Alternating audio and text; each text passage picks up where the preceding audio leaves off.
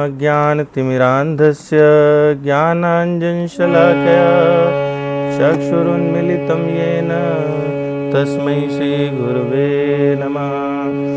श्रीचैतन्यमनोभीष्टं स्थापितं येन भूतले स्वयं रूपः कदा मह्यं ददाति स्वपदान्तिकं।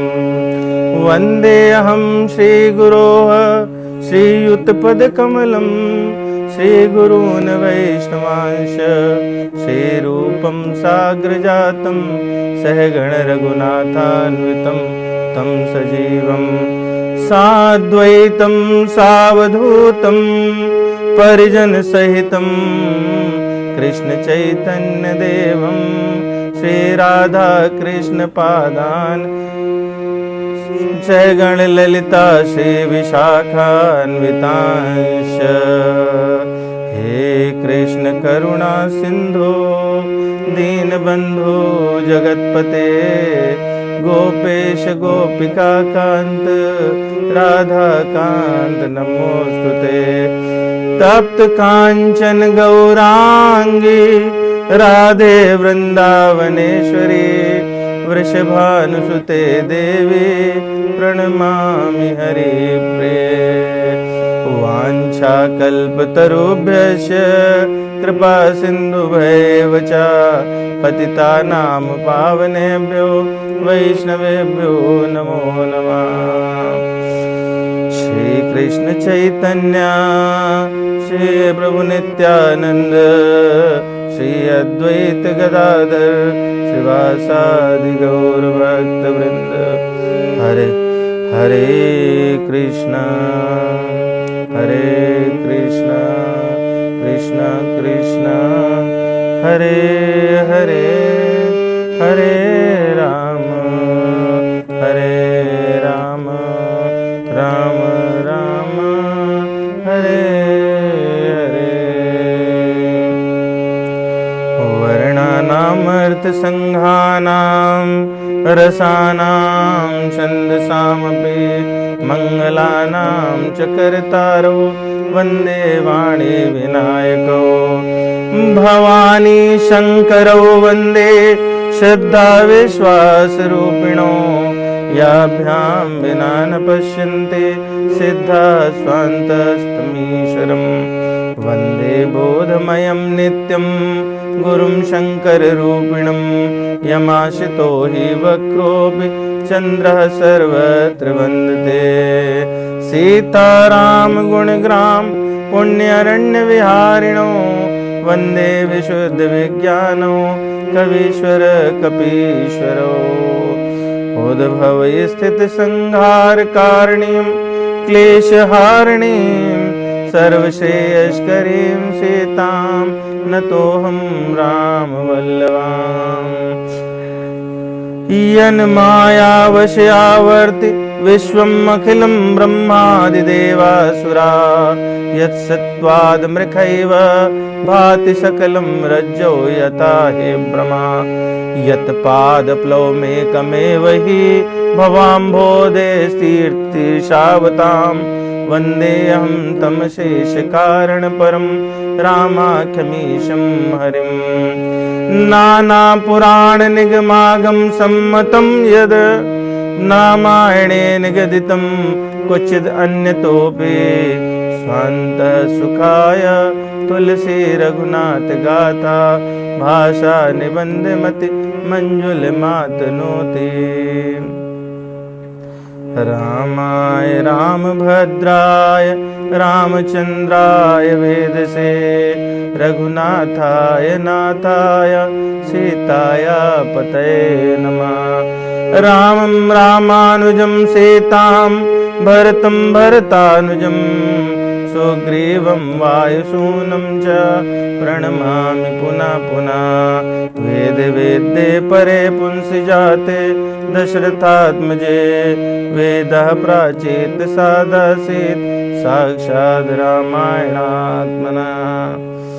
श्रीरामः शरणां समस्त जगतां राम बिना का गति। रामेण प्रत्यहन्यते कलिमल रामाय कार्य नमः। रामात् त्रस्यति काल भीम भुजगो रामस्य सर्व विषय रामे भक्तिर्खंडिता भवति मे राम त्वं मे श्रयः। चित्रकूटालयं रामम् इंदिरामन्दिरं वन्दे च परमानन्दं भक्तनाम अभयप्रदम्। बोलिए वृंदावन बिहारी लाल की जय। तो हम लोग जो है पिछली बार सोरठा ले चुके थे और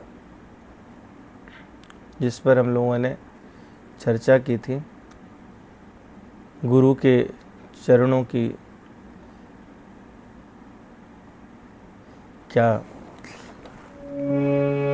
महिमा है, तो इस पर चर्चा हुई थी और हम लोग उस प्रकरण से आगे बढ़ेंगे। अभी तो आगे बढ़ते हुए गोस्वामी जी ब्राह्मणों की और बाकी की वंदना करते हैं। वंदो गुरुपद कंज कृपा सिंधु नर रूप हरे महामोहतम पुंज जासु वचन रवि कर निकर। और आगे वंदो गुरुपद पदुम परागा सुरुचि सुबास रस अनुरागा अमी अमूरिमय चूरन चारु समन सकल भव रुज परिवारु सुखति संभूतन विमल विभूति मंजुल मंगल मोद प्रसूति जन मन मंजु मुकुर मल हरणी किए तिलक गुण गण बस करनी श्री गुरुपद नक मणिगण ज्योति सुमिरत देव दृष्ट होती अंदलन मोहतम सोस प्रकाशु बड़े भाग उर आवै जासु। बंदो गुरुपद कंज कृपा सिंधु नर रूप हरे महामोहतम पुंज जासु बचन रवि कर निकर। बंदो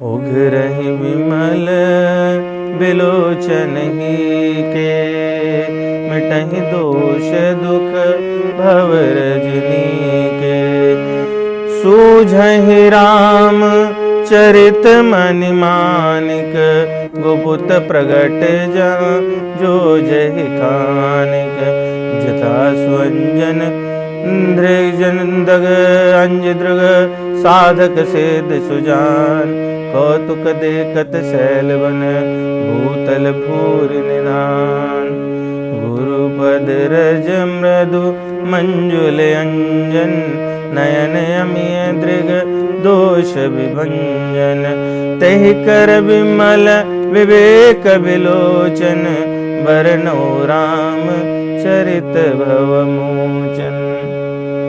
तुम लोगों ने देखा कि गुरुदेव के चरण रज की क्या महिमा है और उनके जो चरणों के में नाखून हैं वो कैसी मणि हैं, वो इस प्रकार की हैं कि हमारे हृदय में जो गुप्त खान है, भगवान के गुप्त चरित्र की खान है, उसको भी उजागर कर देते हैं। हमारे जो ज्ञान और वैराग्य के लोचन है, जो आंतरिक दृष्टि है ज्ञान और वैराग्य की, वो गुरु कृपा से, उन गुरु के चरणों की कृपा से वो खुल जाती है और जो सारे दोष हैं, जो हमारे यहाँ कलिमल ग्रसन है, जो हमारे हृदय में, वो समाप्त हो जाता है। और उससे होता क्या है? सूझहि राम चरित मनि मानिक गुपुत प्रगट जहाँ जो जहि खानिक। भगवान के विषय में चिंतन करने पर वो लीलाएं भी प्रकट हो जाती हैं जो यदा कदा कही नहीं जाती, गुप्त रहती हैं, और वो तो प्रकट हैं, वो हमारी दृष्टि में आ ही जाती हैं। वो जो चरणों के रज का अंजन है, जो सूरमा है, जो काजल है, जो औषधि है, वो कैसी है? वो मृदु है। वैसे आमतौर पर ये जो अंजन लगाते हैं वो किरकिरा होता है, आंखों में कष्ट देता है, लेकिन इससे वैसा नहीं होता। और इससे जो लाभ है इस अंजन से, तही कर विमल विवेक विलोचन, बरनौ राम चरित भव मोचन। क्योंकि बिना विमलता के भगवान के चरित को न कहा जा सकता है, न समझा जा सकता है। पहली शर्त ही यही है कि कैसा होना चाहिए? वो हमारा जो मन है वो विमल हो जाना चाहिए, निर्मल हो जाना चाहिए। गोस्वामी जी आगे कहते हैं, भगवान ने कहा है कि मुझे कौन प्राप्त कर सकता है? निर्मल मन जन सो मोहि पावा, मोहि कपट चल छेद्र न भावा।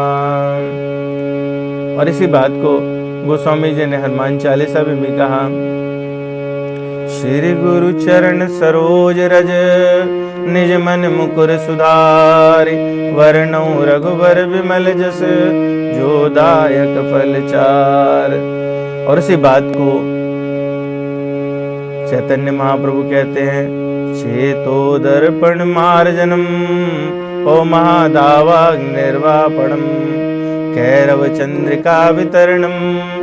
तो ये सेम बात सभी शास्त्रों में कही जा रही है कि जब तक गुरु कृपा ना हो और हमारे मन के विकार ना मिटे, जब तक विमल मन ना हो, निर्मल मन नहीं हो, तब तक भगवान का चरित कहा नहीं जा सकता।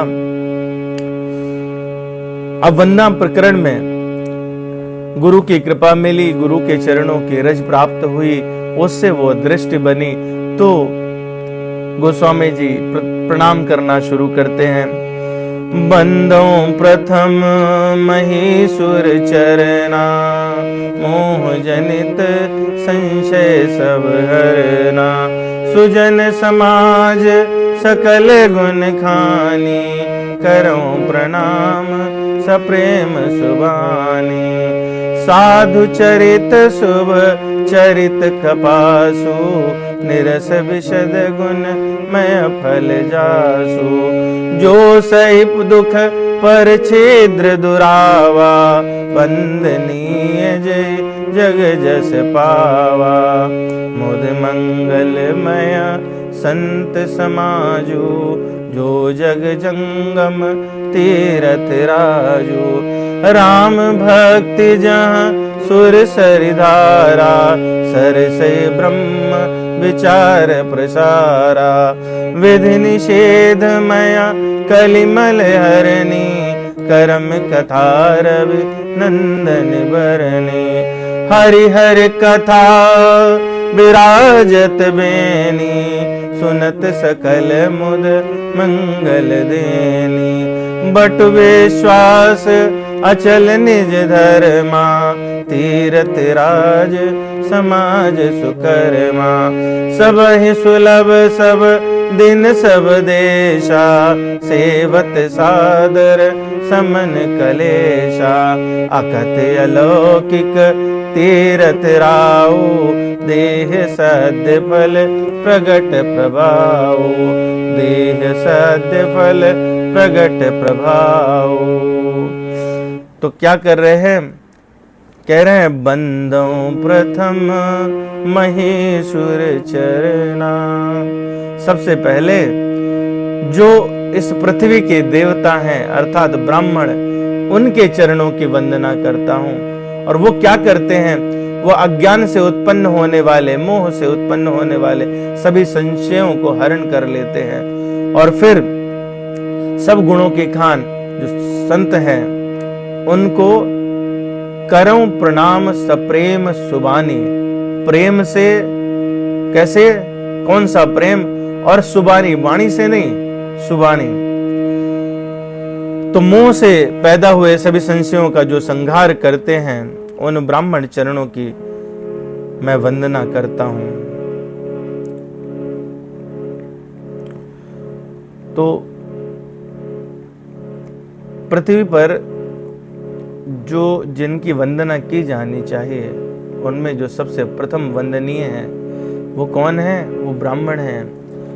क्यों? क्योंकि वो ब्रह्मवेत्ता हैं, ब्रह्म को जानते हैं, और जो ब्रह्म को जानता है वही अज्ञान को दूर कर सकता है। क्योंकि संशय जो है वो अज्ञान से ही उत्पन्न हुआ करते हैं, और एक बारी अज्ञान जब दूर हो जाए तो उस ज्ञान के प्रकाश में भगवान की तरफ उन्मुख होना आसान रहता है, सुगम हो जाता है। इसलिए उनके चरणों की वंदना करते हैं गोस्वामी जी। और वर्णानाम ब्राह्मणो गुरु,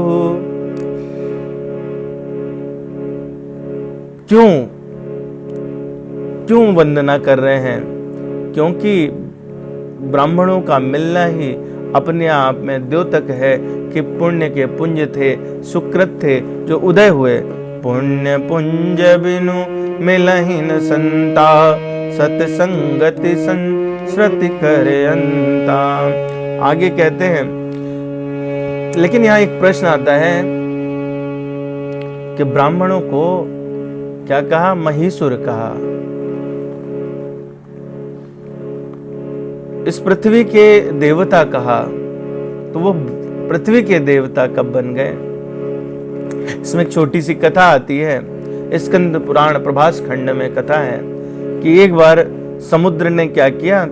देवों के हित के लिए ब्राह्मणों से कपट किया। ब्राह्मणों को जब पता चला तो उन्होंने समुद्र को श्राप दे दिया कि जा तू अस्पृश्य हो जा।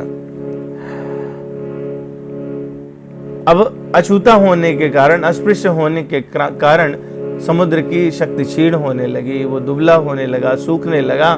तो ऐसे में उसने ब्रह्मा जी से प्रार्थना की।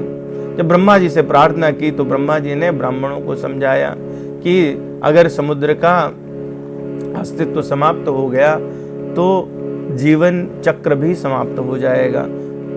तो ब्रह्मा जी ने बीच की युक्ति निकाली, ब्राह्मणों को मना लिया और इस तरह से किया कि ब्राह्मणों का श्राप भी न जाए, उनका मान रहे और समुद्र का कल्याण भी हो जाए। तो समुद्र में नहाना ये अस्पृश्यता का द्योतक है, लेकिन उसमें 3 कंडीशन दी गई हैं। या तो कोई पर्व हो, या किसी नदी का संगम हो रहा हो समुद्र में, और या फिर सेतुबंध में, वहां पर जो समुद्र है, ये 3 स्थान में समुद्र में स्नान किया जा सकता है। उसको उसी शुचिता से स्नान करना चाहिए जिस प्रकार से भगीरथी और यमुना आदि में स्नान करते हैं। परंतु अन्य स्थानों पर स्नान करने से अस्पृश्य हो जाते हैं, तो उसके बाद में शुद्ध जल से स्नान करना आवश्यक हो जाता है। और फिर ब्राह्मणों को इससे पूरा नहीं हुआ तो ब्रह्मा जी ने कहा कि आज से आप भूदेव नाम से प्रसिद्धि पाएंगे, यानी जो पृथ्वी पर देव होंगे वो आप होंगे। आप पृथ्वी पर जो मनुष्य रूप में सबसे पहले वंदनीय रहेंगे। इसलिए गोस्वामी जी कह रहे हैं, गोस्वामी जी इस बात को अपने चरित्र से भी कोरिलेट कर रहे हैं, क्योंकि जो विद्या गुरु हैं उनके, नरहरि जी की तो बात कर ली उन्होंने, जो हमारा सोरठा था उसमें अंतिम सोरठा में उन्होंने अपने जो दीक्षा गुरु हैं उनकी बात कर ली। लेकिन जो शिक्षा गुरु हैं जिन्होंने विद्या दी है, सनातन दास जी, उनकी बात नहीं की, तो उनको पेट में रहा नहीं गया। तो इस माध्यम से उन्होंने उनकी भी वंदना की है कि विद्या गुरु को लक्ष्य बनाया, और विद्या अध्ययन से ज्ञान हो जाता है, और परोक्ष ज्ञान जो रहता है वो शास्त्र में आपको उतना ही अनुरक्त करता है, और उससे अज्ञान मोह का नाश हो जाता है। इसलिए का बंदौ प्रथम महीसुर चरना, मोह जनित संशय सब हरना। सुजन समाज सकल गुण खानी, करऊं प्रणाम सप्रेम सुबानी। सुजन समाज जो साधु समाज है वो कैसा है? सकल गुणों की खान है, और उनमें से अगर उनकी संगति की जाए तो उससे क्या होगा? दूसरों को सद्गुणों का लाभ होने लगेगा। बहुत सारे गुण कहे गए जो दैवीय संपदा है, श्रीमद् भगवद गीता में 16वें अध्याय में कही गई, या फिर अन्य पुराणों में भी बहुत सारी बात कही गई। जाड्यम धियो हरति सिंचति वाचि सत्यम मनोन्नति दिशन्ति पापम अपकरोति। ऐसा श्लोक आता है पुराण में कि क्या करते हैं, जाड्यम धियो हरति, जो हृदय की जड़ता है उसका संत लोग सुजन लोग हरण कर लेते हैं, और उसको जो सत्य है, सत्य के दोनों अर्थ लिए जा सकते हैं। सत्य तो भगवान ही है, तो भगवान को उनके हृदय में प्रकाशित करते हैं, या वो सत्य के मार्ग पर चलते हैं।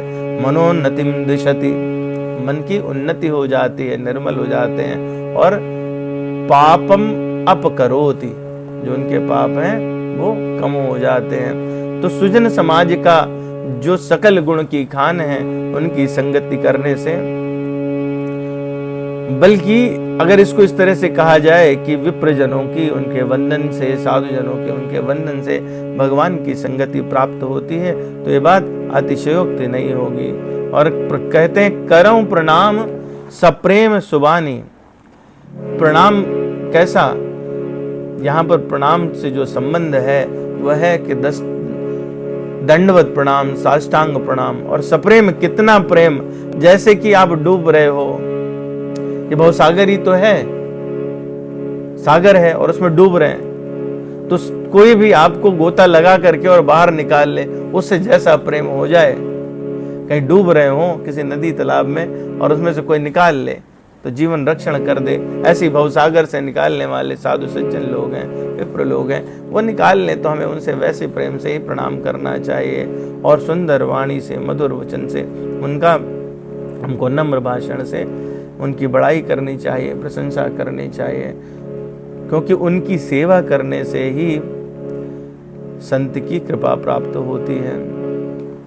और ब्राह्मणों का जो वर्णन है, उनकी जो महत्व है, उसको श्रीमद् भागवत पुराण में भी 10वें स्कंद के 8वें अध्याय के 6वें श्लोक में प्रकरण है, जब गर्गाचार्य जी आते हैं और नंद महाराज उनसे प्रार्थना कर रहे हैं, तो कहते हैं वहां पे, तुम ही ब्रह्म विदाम श्रेष्ठा संस्कारार कर्तुमर्हसि बाल्योर नरण्यो नृणाम जन्मना ब्राह्मणो गुरु।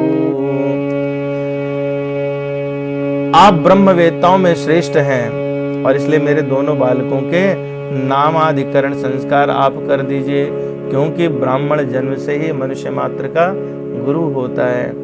प्रभुपाद जी इसके तात्पर्य में लिखते हैं कि Brahmana means Vaishnava, and after one becomes a Brahmana, the next stage of development in human society is to become a Vaishnava. और इसी बात को ब्राह्मणों का महत्व प्रकाशित करते हुए भगवान उद्धव गीता में जब भक्ति योग का उपदेश दे रहे हैं, तो वहां पर भी 11वें स्कंद में 29वें अध्याय के 31वें श्लोक में कहते हैं कि ये जो मैंने आपको ज्ञान कहा, ये किसको कह सकते हैं? कहते हैं एतैर दोषेर विहीनाय ब्रह्मण्याय विप्रियाय च साधवे शुचये ब्रूयाद भक्ति स्याचुर्योषिताम। किसको कहना? जो इन सारे, उसके पहले दोष कहते कि इन सारे दोषों से रहित हो और ब्राह्मण भक्त हो, प्रेमी हो, साधु स्वभाव हो, जिसका चरित्र पवित्र हो, उसी को यह प्रसंग सुनना चाहिए। हाँ, यदि शूद्र और स्त्री को भी मुझसे प्रेम हो तो उससे भी ये कह देना चाहिए। इसलिए गोस्वामी जी कह रहे हैं, बंदौ प्रथम महीसुर चरना मोह जनित संशय सब हरना सुजन समाज सकल गुण खानी करऊं प्रणाम सप्रेम सुबानी। तो जिनको प्रणाम कर रहे हैं उनकी क्या बड़ाई है, ऐसा क्या गुण है उनमें, तो उन्हीं गुणों का आगे बखान करते हैं। साधु चरित शुभ चरित कपासु, निरस विशद गुण में फल जासु। जो सही दुख पर छिद्र दुरावा, बंदनीय जय जग जस पावा। स्कंद 3 25वां अध्याय कपिल देवहूति संवाद। वहां पर साधुओं के लक्षण कहे भगवान कपिल देव ने, कहते हैं तितिक्षा कारुणिका स्वेदा सर्वदेहिनाम, अजात शत्रुवा शांता साधवा साधुभूषणा। ये जो लक्षण कहे उन्हीं लक्षणों को यहाँ पर गोस्वामी जी ने एक्सपेंड कर दिया है। कैसे होने चाहिए साधु? सहनशील, तितिक्षा, कारुणिका दयालु, सभी जीवों से मैत्रीपूर्ण, सुहृदा सर्वदेही नाम, अजात शत्रुः जिनका कोई शत्रु ना हो, शांता शांतिपूर्ण रहे, साधवा और साधुभूषणा शास्त्रों का पालन करने वाले हों। तो ऐसे साधुओं के लक्षण कहें और उसी को कैसे जीवन में परिलक्षित होता है, गोस्वामी जी कह रहे हैं साधु चरित शुभ चरित कपासु, निरस विशद गुण में फल जासु। साधुओं का चरित्र कैसा है? जैसा कपास होता है। यदि आप लोगों ने कपास, कॉटन कैसे उसकी खेती होती हो वो देखी है, तो उसमें कपास में यानी कॉटन में एक बीज होता है, बड़ा कठोर सा बीज होता है। उसके चारों तरफ, वो तो काला होता है स्वयं, बहुत छोटा, और उसके चारों तरफ से रुई के फर निकले होते हैं। तो वैसे ही जैसे वो शुभ यानी सफेद दिखाई देता है, लेकिन उसका फल कैसा है? नीरस है। उसके फल में कोई, ऐसे ही साधुओं का फल कैसा है? उनको संसार में किसी फल में कोई रस नहीं रहता। और निरस विशद गुण में फल जासु, उज्जवल होता है संत का हृदय, पाप और राग से दूर रहता है। संत का चरण चरित्र सद्गुणों का भंडार होता है। और वो कैसे करते हैं? जैसे कपास का धागा सुई के द्वारा किए हुए छेद में, धागा जो है किससे बनता है? कपास से। सुई क्या करती? छेद कर देती है। तो उस छेद में अपने आप घुस करके, प्रवेश करके और तन को ढक देता है और बहुत सारे कष्ट सहता है। कपास ऐसे थोड़े न बन जाता है धागा या वस्त्र, कितने कष्ट सहता है। तो उस प्रकार के सारे कष्ट वो सहता है। तो अगर कहा जाए तो जो निरसता है वो क्या है? श्रीमद् भगवद गीता में भगवान दूसरे अध्याय के 59वें श्लोक में कहते हैं विषया विनिर्वर्तन्ते निराहारस्य देहिना, रसवर्णम रसोप्यस्य परम दृष्टा निवर्तते। ये वाला जो गुण है, परम दृष्टा वाला गुण, यही निरसता कही गई। और विशद शुभ्र है, कैसे? उनमें ममता रूपी मल नहीं होता, वो दाग नहीं होता। ये ममता रूपी जो दाग है वो क्या करता है? वो शुभ्रता को यानी जो श्वेत है उसको नुकसान पहुंचाता है, उसमें दंड पहुंचा देता है। और ये सद्गुणों से भरपूर रहते हैं। दूसरे के परिछिद्र, दूसरों के जो छेद हैं वो क्या है? उनके दोष हैं, पाप हैं, अवगुण हैं, उनको वो ढक देते हैं, उसमें स्वयं प्रवेश करके उनको शुद्ध करते हैं। और जब कपास का कपड़ा बनता है तो क्या करता है? वो सभी को बिना इस बात को सोचे कि ये पात्र है कि कुपात्र है, सुपात्र है, सबको ढकता है। तो साधु का चरित्र कैसा है? वो सबको ढकने वाला है। और वो संसार में कभी अपनी वंदना की इच्छा नहीं करते, लेकिन अपने कार्यों से, अपने कृतों से सब जगह वंदित होते हैं। आइए उनके चरित्र में और कपास के चरित्र में एक सुंदर कंपैरिजन देखने का प्रयास करते हैं। कपास कैसे निकलेगा? जब यथोचित भूमि होगी और उसमें बीजारोपण किया जाएगा, वो भी उत्तम बीज, तभी तो निकलेगा कपास का पौधा। ऐसे ही पतिव्रता माता और धर्मशील पिता का सानिध्य होने से, उनके संयोग होने से संसार में एक साधु की उत्पत्ति होती है। उसमें आवश्यक वर्षा या सींचना और उसकी निराई देखभाल करनी पड़ती है, तब वो कपास का पौधा बढ़ता है। ठीक उसी प्रकार जन्म से ही स्वधर्म के संस्कार और सात्विक पालन जब किसी मनुष्य के जीवन में होते हैं तो वो साधुता की तरफ बढ़ता है। समय समय पर निराई करनी पड़ती है, ठुकाई पिटाई होती है। ठीक उसी प्रकार से यम नियम और आत्मशुद्धि का पालन करना पड़ता है। उत्तम खाद देनी पड़ती है। इधर निष्कपटता से ब्राह्मण और संत सेवा जब व्यक्ति करता है तो साधुता के लक्षण प्राप्त करने लगता है। और फल, बीज और कोश का विकास ये उसी प्रकार से है जैसे वैराग्य और सद्गुरु द्वारा दीक्षा प्राप्त होना। जब ये मिल जाता है तो उसमें हम लोग देखते हैं, अगर आपने कभी देखा होगा तो 3 छिलके होते हैं, कटोरी नुमा होता है, उसके बीच में कपास रहता है और बिल्कुल एकदम बीच में उस डोडी के ऊपर, डंठल के ऊपर वो बीज रहता है। तो ये 3 छिलके क्या हैं? इनको त्रिगुण कह सकते हैं। लेकिन जब आप देखेंगे तो 3 छिलके बाहर हैं और जो कपास है उससे छूता रहता है। तो साधु कैसे होते हैं? त्रिगुणातीत होते हैं। 3 देह, 3 अवस्थाओं और 3 गुणों का अनुभव करके भी उनसे विलग रहते हैं। और कपास को फिर क्या किया जाता है? उसमें से निकाला जाता है और ओटा जाता है, उसकी कुटाई होती है। तो उस कुटाई का मतलब तपस्या है। तपश्चर्या करता है कोई व्यक्ति तो वैसा बनता है और तुरीय अवस्था को प्राप्त करता है। और कताई के समय सूत को भाप से गीला किया जाता है, भाप में अच्छी गर्म भाप होती है उसमें। तो ऐसे ही प्रेममयी भक्ति का निरंतर संवर्धन होता है तो साधु बनता है व्यक्ति। और जब आर्द्रता समाप्त हो जाए, प्रेम परिपक्व हो जाए तो क्या होता है? उसमें ममता रहित प्रेम होता है, जो भगवान का विशुद्ध प्रेम है वो।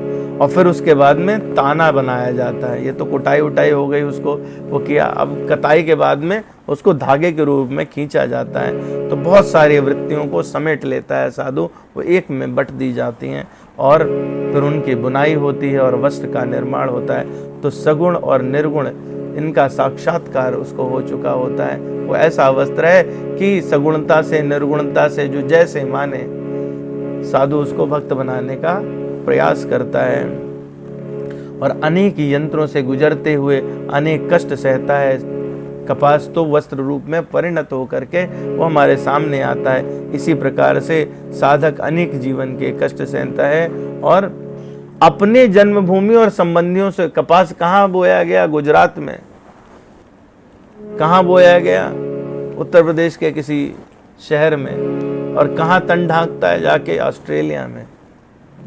तो ऐसे अपनी जन्मभूमि से इतना दूर हो जाता है, कभी वापसी नहीं होती, ना अपनी माँ से मिलता है, ना अपने पिता से मिलता है। साधुओं के ऐसे लक्षण।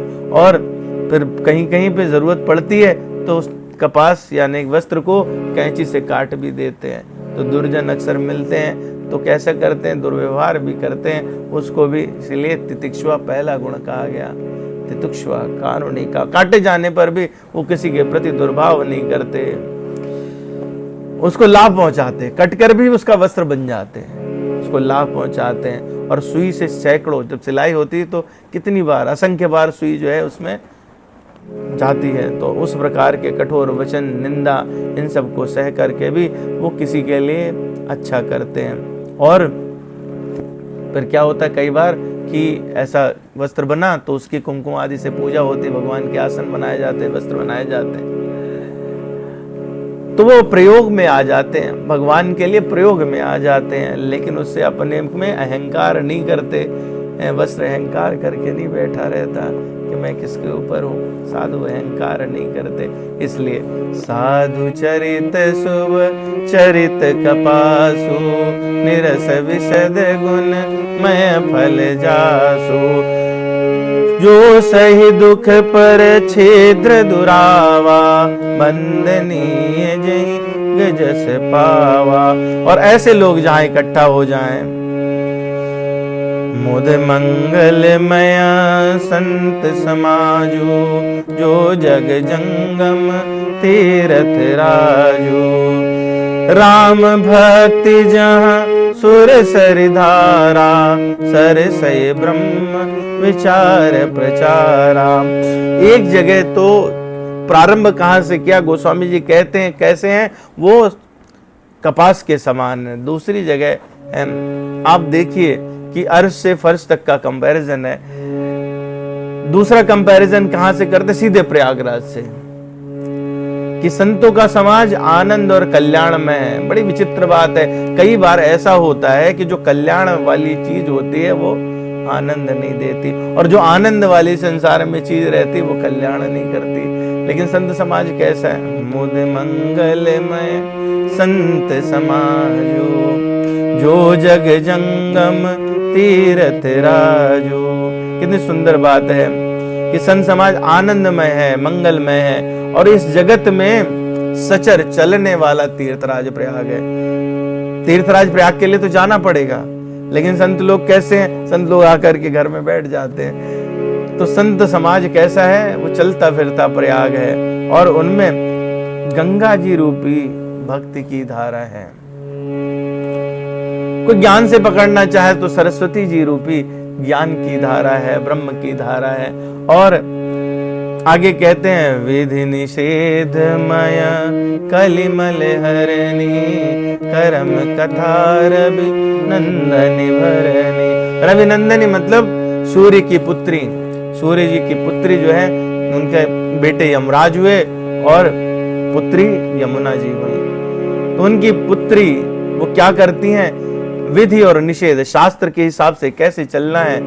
तो तीसरी जो धारा है वो शास्त्र की धारा, ये करो और ये नहीं करो, यानी कर्मयोग। 3 योग कहे कि वो तीनों योगों का उपदेश देते हैं, ज्ञान योग का, भक्ति योग का, राम भक्ति यानी गंगा जी, ज्ञान योग, और तीसरा कर्मयोग। कर्मयोग विधि निषेध यमुना जी के रूप में विधि और निषेध को बताते हैं।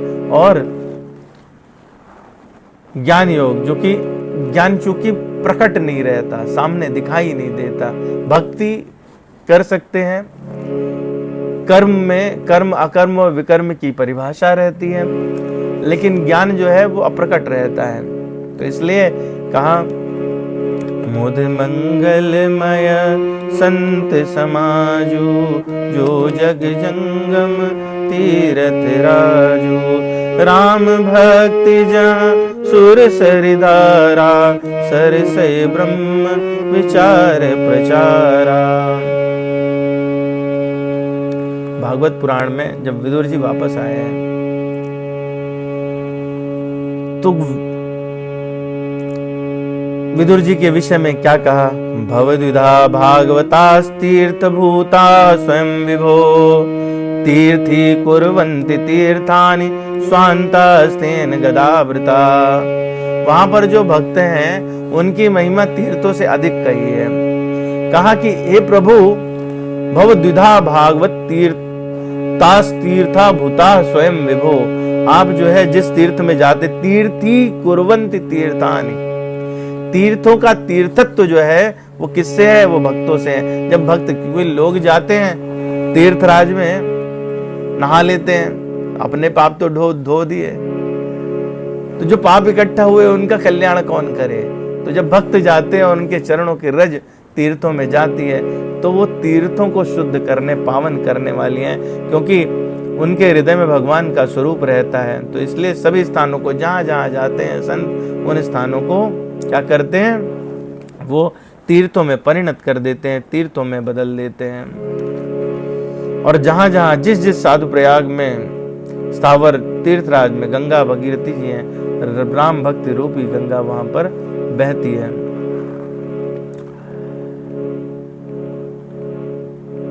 भगवान अगर समुद्र हैं, राम सिंधु घन सज्जन धीरा, चंदन तरुहर संत समीरा। भगवान अगर समुद्र हैं तो धीर संत पुरुष क्या है, मेघ है। समुद्र कहीं जाता थोड़े ना है, लेकिन मेघ समुद्र का जो जल है उसको लेकर के जगह जगह पर बरसाते रहते हैं। तो ये कार्य कौन करता है, भगवान की महिमा क्या है। भगवान तो जाएंगे नहीं कहने, तो उनकी महिमा को मेघों के रूप में कौन पहुंचाएगा? वो संत पहुंचाएंगे। ठीक उसी प्रकार से चंदन का वृक्ष कहीं लगा हो तो उसकी उपादेयता तब आती है जब वहां से पवन निकले और वो वातावरण को शुद्ध करते हुए उस चंदन की जो सुगंध है वो सब में पहुंचा दे। तो इसलिए और गंगा जी जो है, क्योंकि भक्ति क्या है, वो अखंड है और नित्य नहीं है।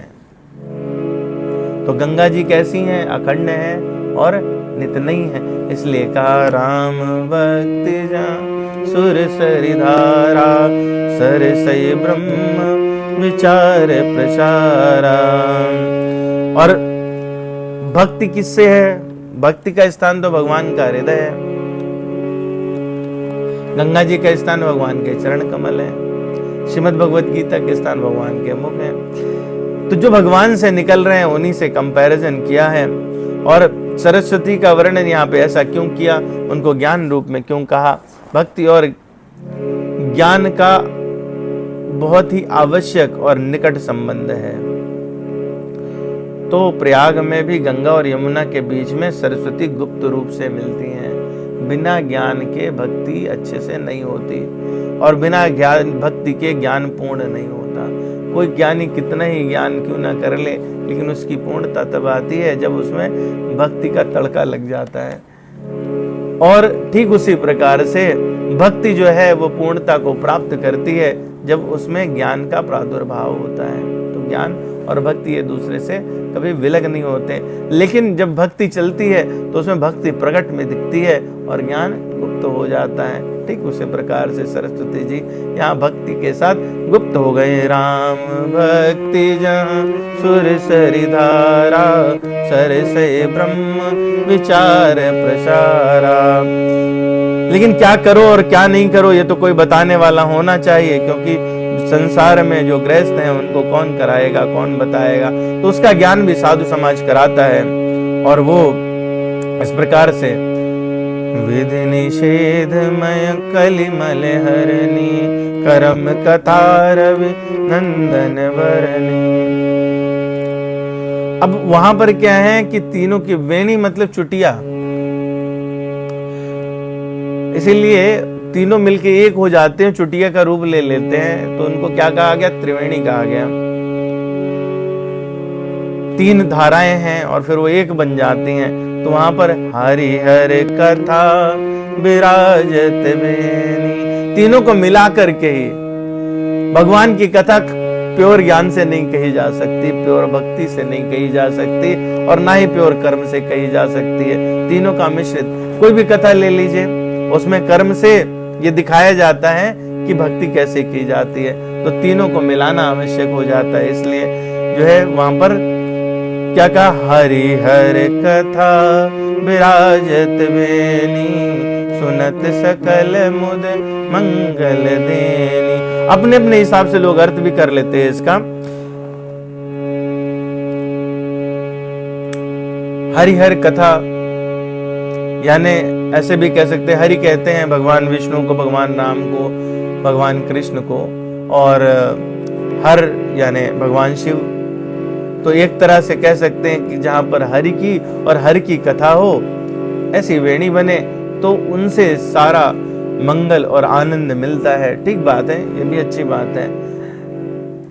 एक और अर्थ लिया जा सकता है कि जहां पर हरि हर की कथा, हरि हर जो है वो हर जाके हरि की कथा सुनते हैं। जो इसका अगर हम लोग आगे पढ़ेंगे तो हमको पता चलेगा कि भगवान शिव प्रयाग में जाकर के भरद्वाज और कैलाश से उतर करके भरद्वाज जी का आश्रम जो कि प्रयाग में है, वहां पर प्रश्न है।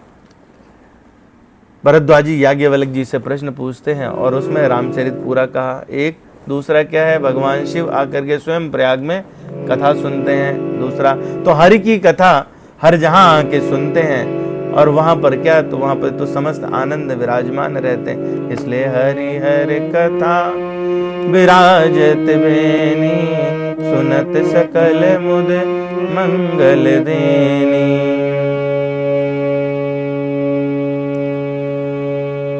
यमुना जी क्या है? यमुना जी जो है यमुना जी को कहा कलिमल हरणी।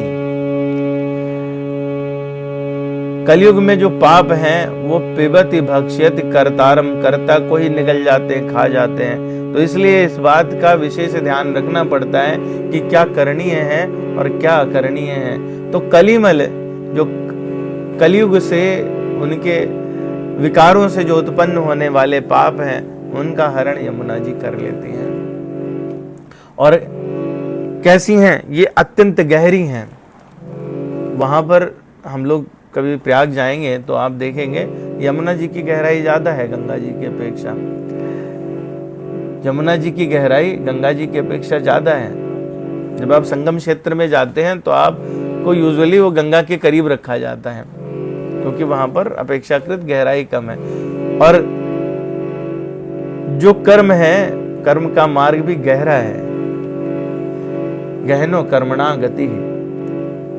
तो इसलिए, और ये जो कर्म मार्ग है वो किस पर निर्भर करता है?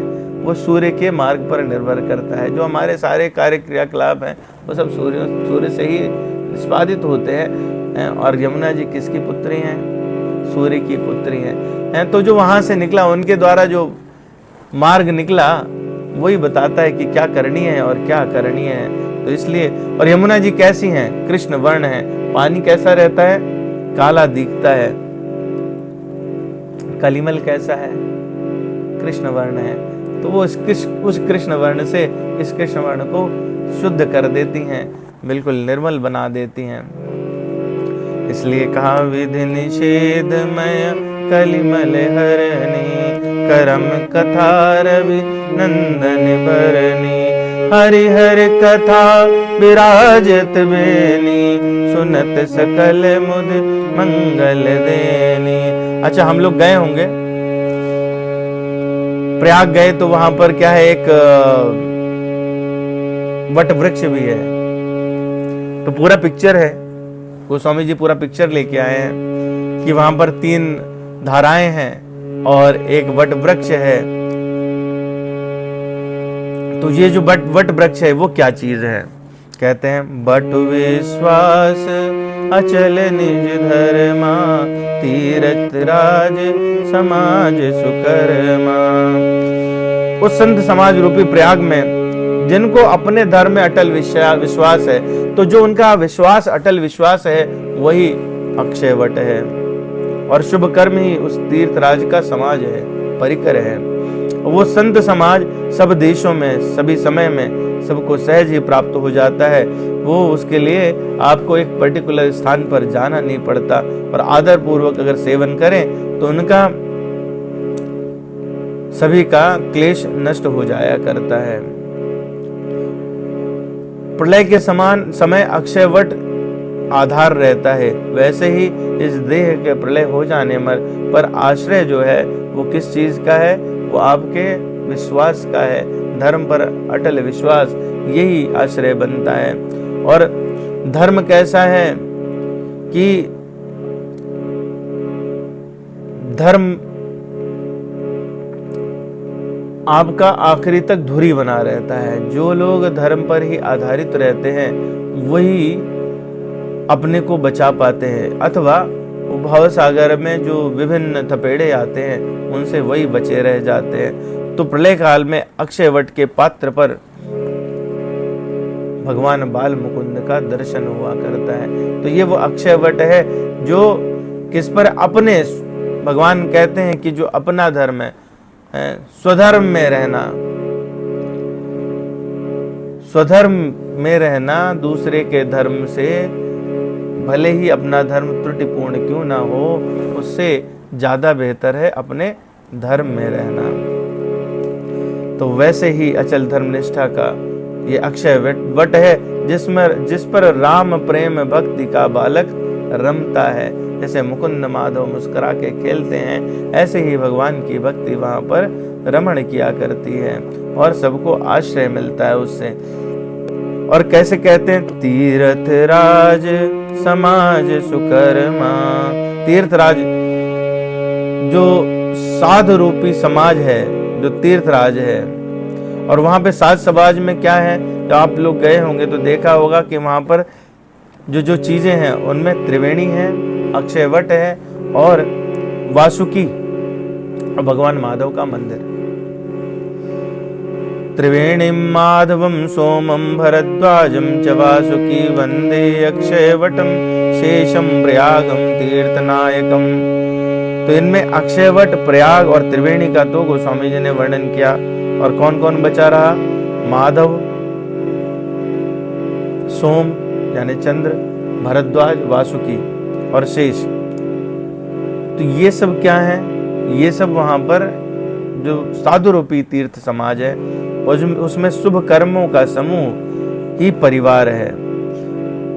तो ये सारे जो है वो शुभ कर्म के रूप में साधुओं के साथ रहा करते हैं। उस तीर्थराज में सभी देश, सभी काल में सभी लोगों को ये सुलभ हो जाते हैं। सब ही सुलभ सब दिन सब देशा, सेवत सादर समन कलेसा, अकथ अलौकिक तीरथ राऊ, देह सत्य फल प्रगट प्रभाव। तो जहां पर भी हरिहर कथा होती है वहां पर श्रवण करना, साधु समाज की सेवा करना, यही क्या है? सेवन है। और समन कलेशा का मतलब है कि अविद्या आदि पांचों क्लेशों का शमन हो जाना, उनका हरण हो जाना। तो साधु समाज और जो प्रयागराज है इनमें बड़ी साम्यता है। लेकिन गोस्वामी जी क्या कहते हैं कि जो साधु समाज है, साधु समाज रूपी तीर्थराज है, ये उस अचर तीर्थराज से, जो न चलने वाला तीर्थराज है, उससे श्रेष्ठ है। क्यों है? क्योंकि साधु समाज क्या है? जंगम है, चलने वाला है। और प्रयागराज क्या है? स्थावर है, वहीं पर रह जाता है, तो आपको चल के जाना पड़ेगा। जो साधु समाज है वो ऑस्ट्रेलिया में मिलेगा, मेलबर्न में मिलेगा, आपको अमेरिका में मिलेगा, ब्रिटेन में मिलेगा, पाकिस्तान में भी है। लेकिन तीर्थराज तो कहाँ है? वो तो प्रयाग में स्थित है। आपको आना पड़ेगा, टिकट कराना पड़ेगा, बड़ा धन लगेगा वहां तक पहुंचने में। महिमा जो है साधु समाज की सभी दिनों में है। तीर्थराज प्रयाग की महिमा भी सभी दिनों में है, लेकिन उनकी विशेष महिमा कब होती है? जब कुंभ लगता है, तब विशेष हो जाते हैं। साधु समाज कैसा है? अलौकिक है, दिव्य है, देखने वाले को दृष्टिगोचर होता है, ना देखने वाले को नहीं होता है। और वो कैसा है? स्थावर जो प्रयागराज का है वो लौकिक है। साधु समाज का लाभ निर्धन, धनी, राजा, रंग सभी ले सकते हैं, कोई भी। लेकिन स्थावर में कोई अगर वृद्ध है, रोगी है, तो वो जाकर के स्नान नहीं कर सकता। प्रत्येक व्यक्ति अधिकारी है। आगे गोस्वामी जी बहुत सुंदर बात कहते हैं, इसका जो फल है साधु समाज का वो तुरंत मिलता है, वृत्ति में परिवर्तन तुरंत हो जाता है। लेकिन तीर्थराज प्रयाग में बहुत बार नहाने पर सिर्फ पाप कर्म नष्ट होते हैं, पुण्यों का उदय हो पाता है, लेकिन वो प्रभाव नहीं आता। और साधु समाज की संगति से इसी जन्म में, क्योंकि वहां पुण्य जो संचित हुए, स्थावर में जो संचित होते हैं, वो क्या होता है? वो बाद में फलित होंगे, तुरंत आपको प्रकट नहीं होते। इसमें साधु समाज की संगति मिलने पर अभी आज ही इसी जन्म में प्रभाव आ जाता है।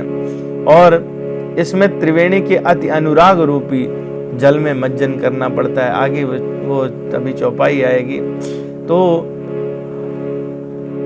वहां पर क्या है कि लौकिक जल की त्रिवेणी में स्नान करना पड़ता है।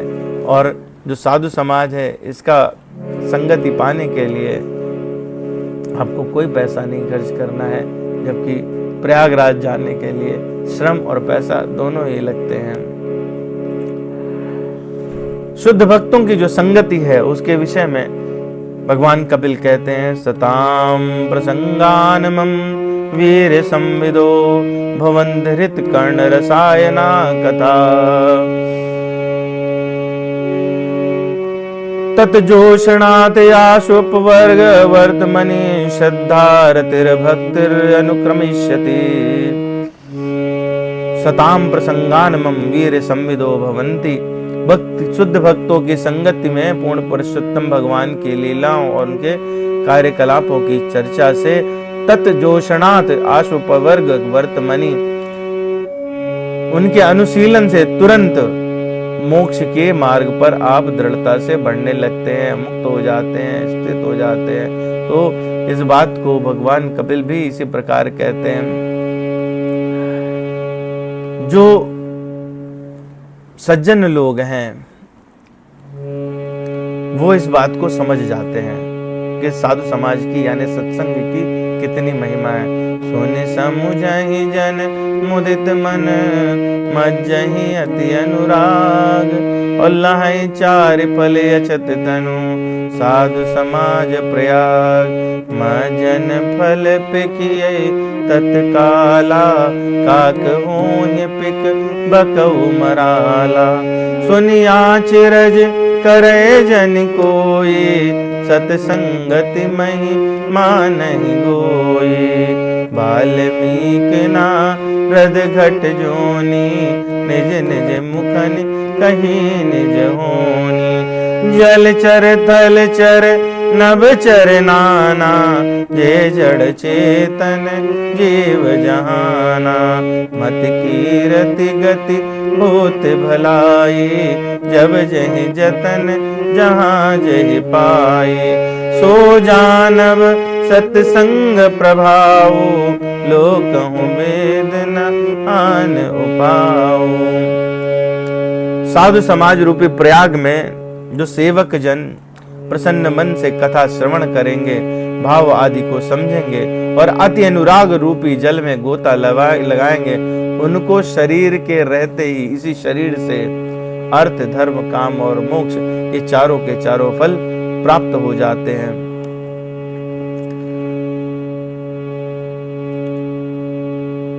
क्योंकि बिना सत्संग के,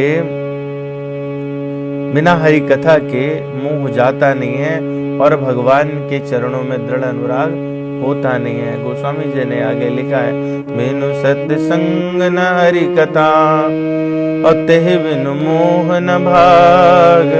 मोह गए बिनु राम पद, होय न दृढ़ अनुराग।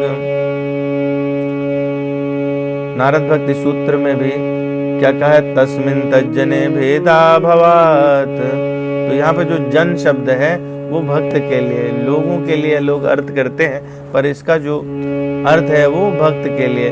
सुनि समुझहि जन, कौन समझेगा? जो भक्त होंगे। मुदित मन, अच्छे मन से।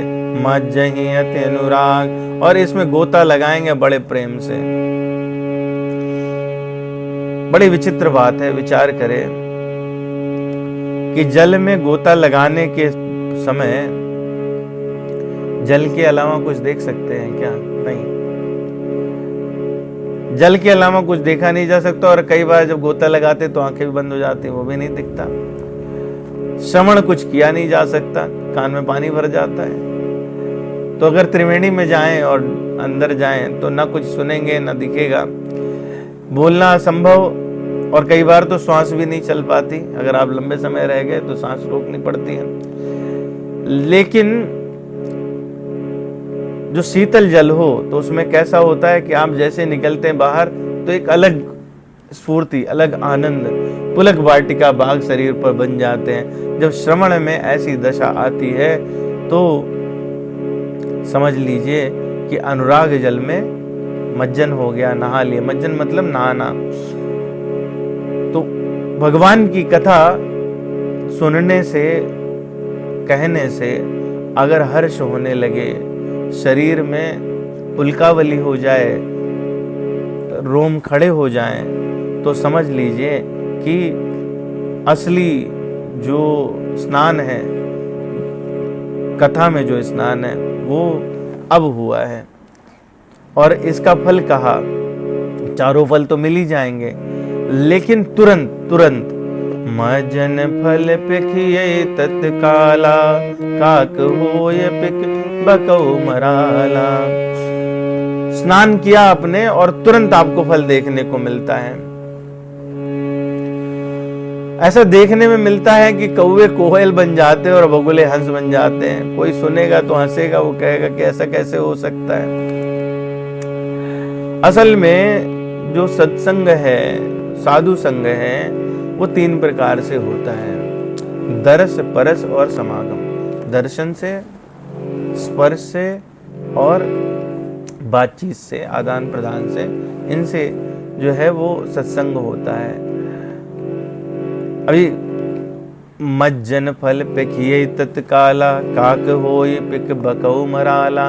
कोयल जैसा सुंदर गाने लगे कौआ, ये कभी हुआ है क्या? हाँ हुआ, उदाहरण है। कैसे? हनुमान जी जब जाते हैं और लंकिनी उन्हें रोकती है। लंकिनी क्या है? घोर निशाचरी है। हनुमान जी कैसे हैं? घनघोर संत हैं। जब उनका सानिध्य हुआ और वहां पे तीनों हुए हैं, दरस भी हुआ, परस भी हुआ और समागम भी हुआ। भगवान जब हनुमान जी का दर्शन करती है तो लंकिनी कहती है, जाने नहीं मरम सट मोरा, मोरे आहार जा लगी चोरा। ये चोर कहाँ घुस रहा है अंदर? तू जानता नहीं, मेरे विषय में तुझे पता नहीं है। मैं तो खाली चोरों का आहार करती हूँ। जो चोरी करते हैं, जो मेरे साथ में कुटिलाई करते हैं, मैं उन्हें खा जाया करती हूँ। ये हनुमान जी के लिए सेंटेंस कहा है। फिर क्या हुआ? हनुमान जी ने एक बाएं हाथ की मुष्टिका का प्रहार किया तो मुटिका एक कपिहनी, रुधिर ममत धरनी धन मनी। उसे लुढ़क के गई, वो से थोड़ा खून पीका, उल्टी हुई। अपुन संभारी उठी सोलंका, जोर पान कर विनय सुशंका। हाथ जोड़ करके खड़ी हो गई और बोली क्या कि तात मोरे अति पुण्य बहुता, देखो नयन राम करे दूता। और खुद से सत्संग करने लगी और हनुमान जी से कहती है, पहले तो सत्संग की महिमा कहती है कि अगर किसी भक्त का एक लव मात्र के लिए भी सत्संग हो जाए तो तूल न ताई सुख लव सत्संग। और कहती जो दुनिया के तात स्वर्ग अपवर्ग धरिए तुलायक यंग। अगर तराजू है तो ये स्वर्ग अपवर्ग दोनों एक पल्ले में लग दिया जाए। तात स्वर्ग अपवर्ग धरिए तुलायक यंग, तूलन ताई सकल जो सुख लो सत्संग। तो जो एक लव मात्र में जो सत्संग मिलता है उसमें जो सुख है वो स्वर्ग और अपवर्ग यानी मोक्ष की प्राप्ति में नहीं है। तो ये कौन कह रहा है? वो लंकिनी कह रही है जो पहले हनुमान जी को देख करके दहाड़ रही थी। तो किसका प्रभाव है? ये सत्संग का प्रभाव है, ये संत के मिलने का प्रभाव है।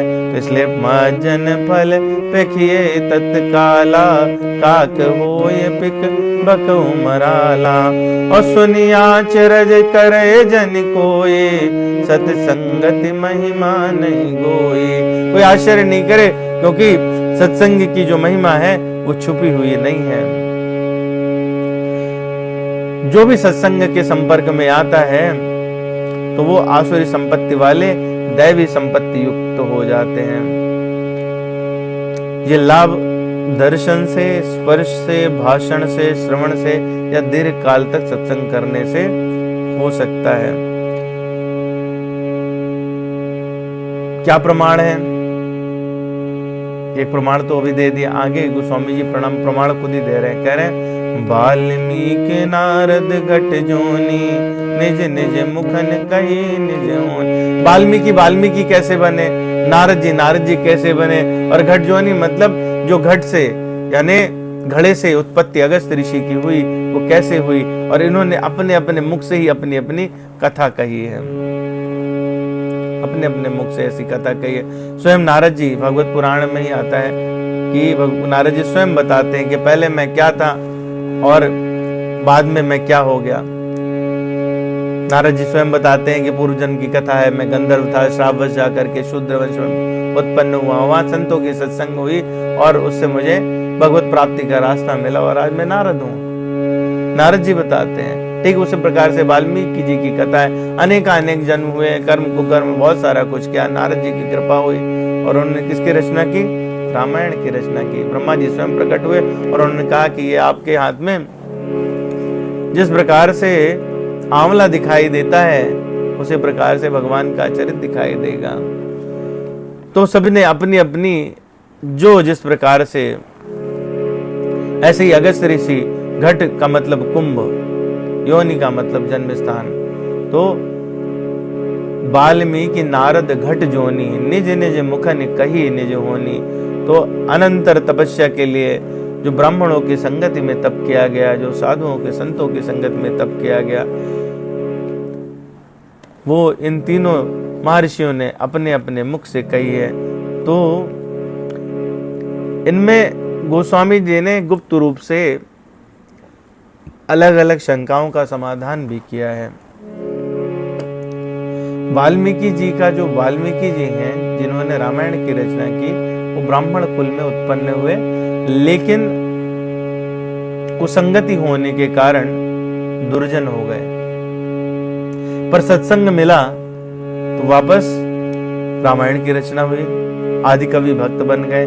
नारद जी कुलहीन, गोत्रहीन, निकृष्ट कुल में जन्म हुए, लेकिन सत्संग मिला तो सबके लिए सर्वथा पूजनीय हो गए। और अगस्त ऋषि वो धर्महीन, कर्महीन, जड़, घड़े का क्या है, न धर्म है न कर्म है और जड़ है, वहां से उत्पत्ति हुई, लेकिन तो भी संत संगति प्रभाव से विश्वविख्यात हो गए। तो तीनों, चाहे बताना चाहते गोस्वामी सत्संग की महिमा कैसी है, इस प्रकार की है कि चाहे आपका जन्म कैसा भी रहा हो पूर्व में, आपका कर्म कैसा भी रहा हो पूर्व में, या कि आप किसी भी प्रकार की संगति में रहे हो, तीनों से ही आपको उद्धार करने वाला है। और ये खाली ऐसा नहीं है कि मनुष्यों के साथ में, वाल्मीकि नारद घट जोनी, निज निज मुखन कही निज होनी। जलचर थलचर नभचर नाना, जे जड़ चेतन जीव जहाना। जलचर थलचर नभचर नाना, जो जल पे चलते हैं, थल पे चलते हैं, आकाश मार्ग से चलते हैं, वो सारे के सारे सभी लोग, सभी को सत्संग का लाभ होता है।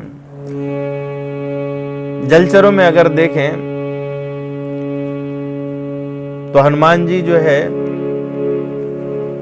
जब समुद्र में गए तो वहां पे एक मकरी ने उनके शक्ति, उनके ओज का पान कर लिया था। तो वो संगति होने से उसका जो पुत्र हुआ मकरध्वज, ठीक उसी तरह से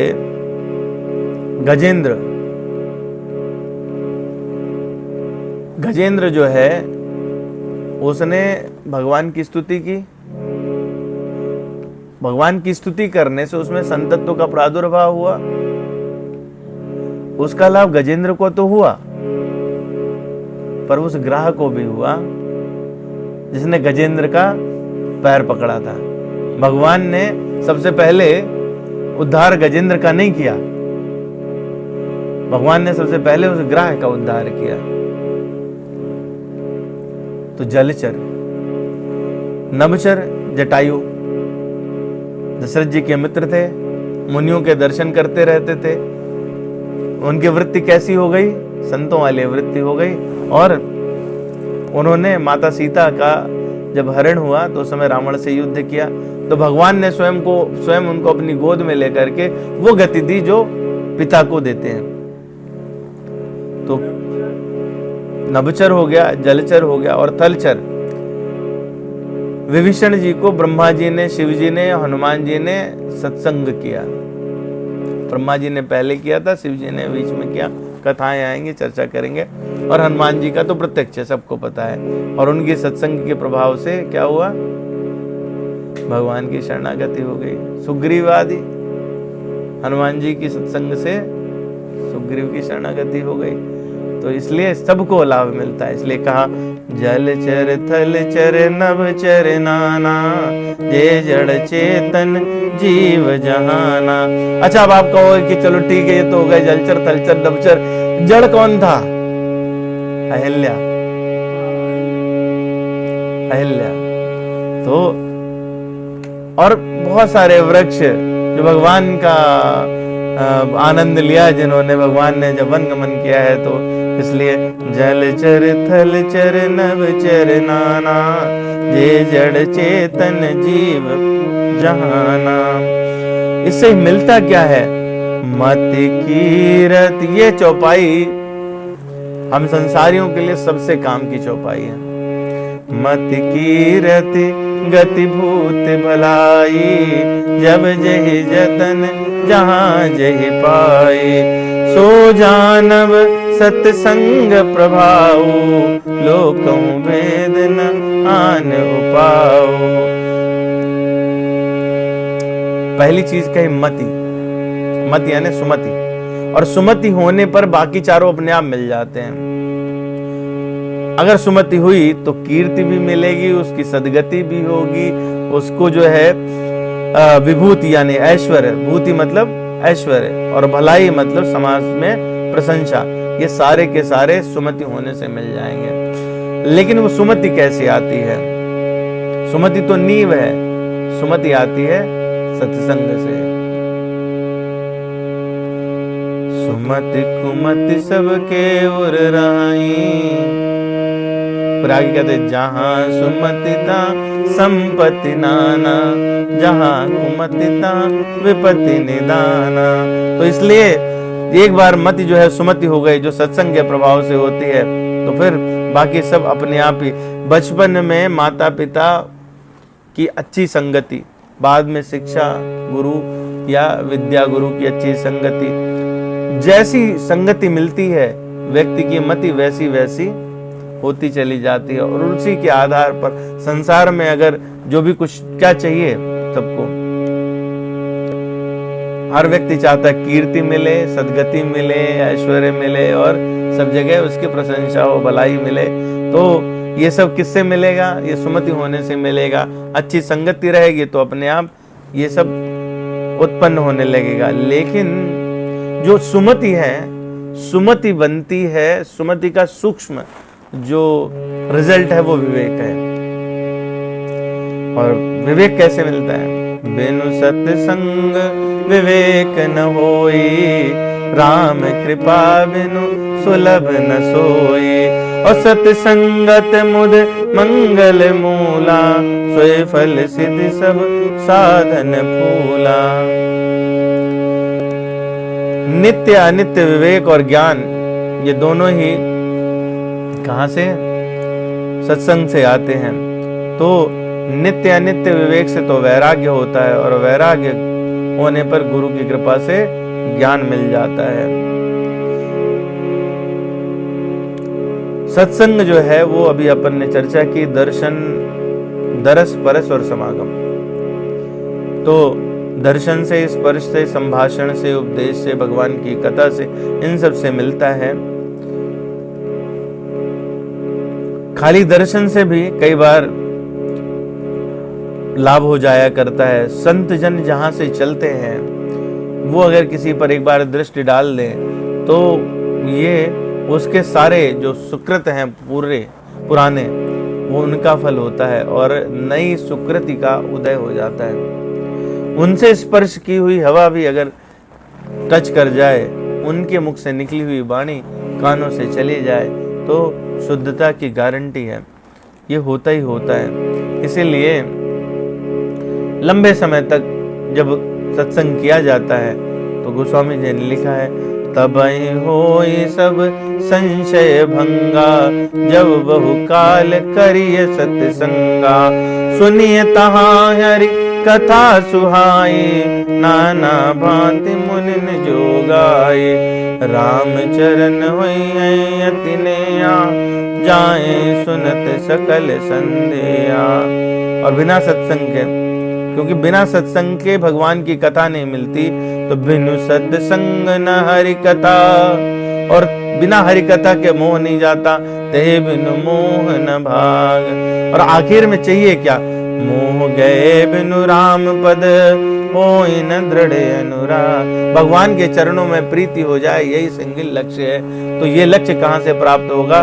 सत्संग से प्राप्त होगा, क्योंकि सत्संग ही वो विवेक देता है। बिनु सत्संग विवेक न होई, राम कृपा बिनु सुलभ न सोई।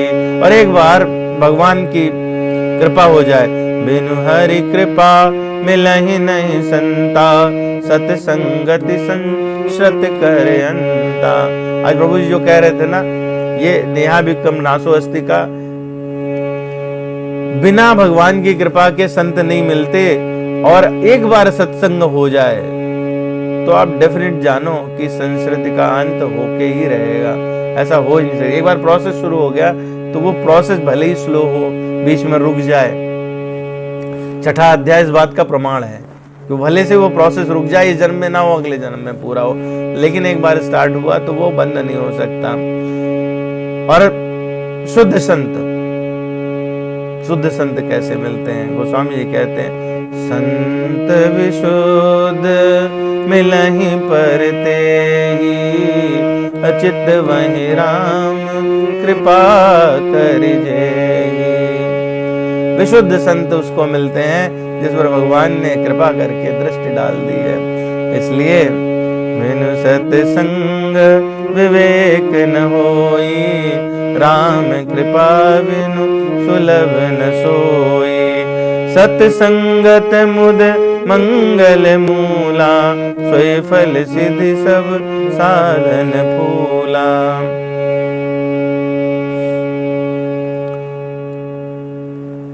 सत्संग करने से, सत्संगत मुद मंगल मूला, मंगल तो होता ही है, आनंद। बाकी कुछ और आप करेंगे, दूसरे उपाय करेंगे, ज्ञान मार्ग में चले जाएंगे तो मंगल हो जाएगा, आनंद नहीं होगा। भक्ति मार्ग एक ऐसा है जो क्या करता है कि आपको आनंद और मंगल दोनों एक साथ देता है, और खाली अपन पे ही प्रभाव नहीं पड़ता,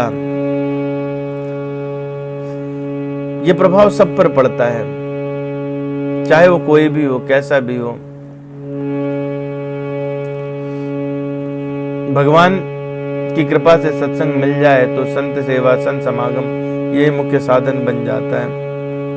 गोस्वामी जी की एक कृति है विनय पत्रिका, और इसमें बड़ा सुंदर पद है, रघुपति भगति सुलभ सुखकारी, सोय प्रताप शोक भयहारी।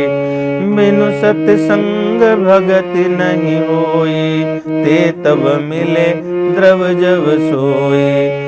जब द्रवय दीन दयालु राघव, जब द्रवय दीन दयालु राघव, साधु संगति पाइए। भगवान के हृदय में जब करुणा होती है तो जब द्रवय दीन दयालु राघव, साधु संगति पाइए।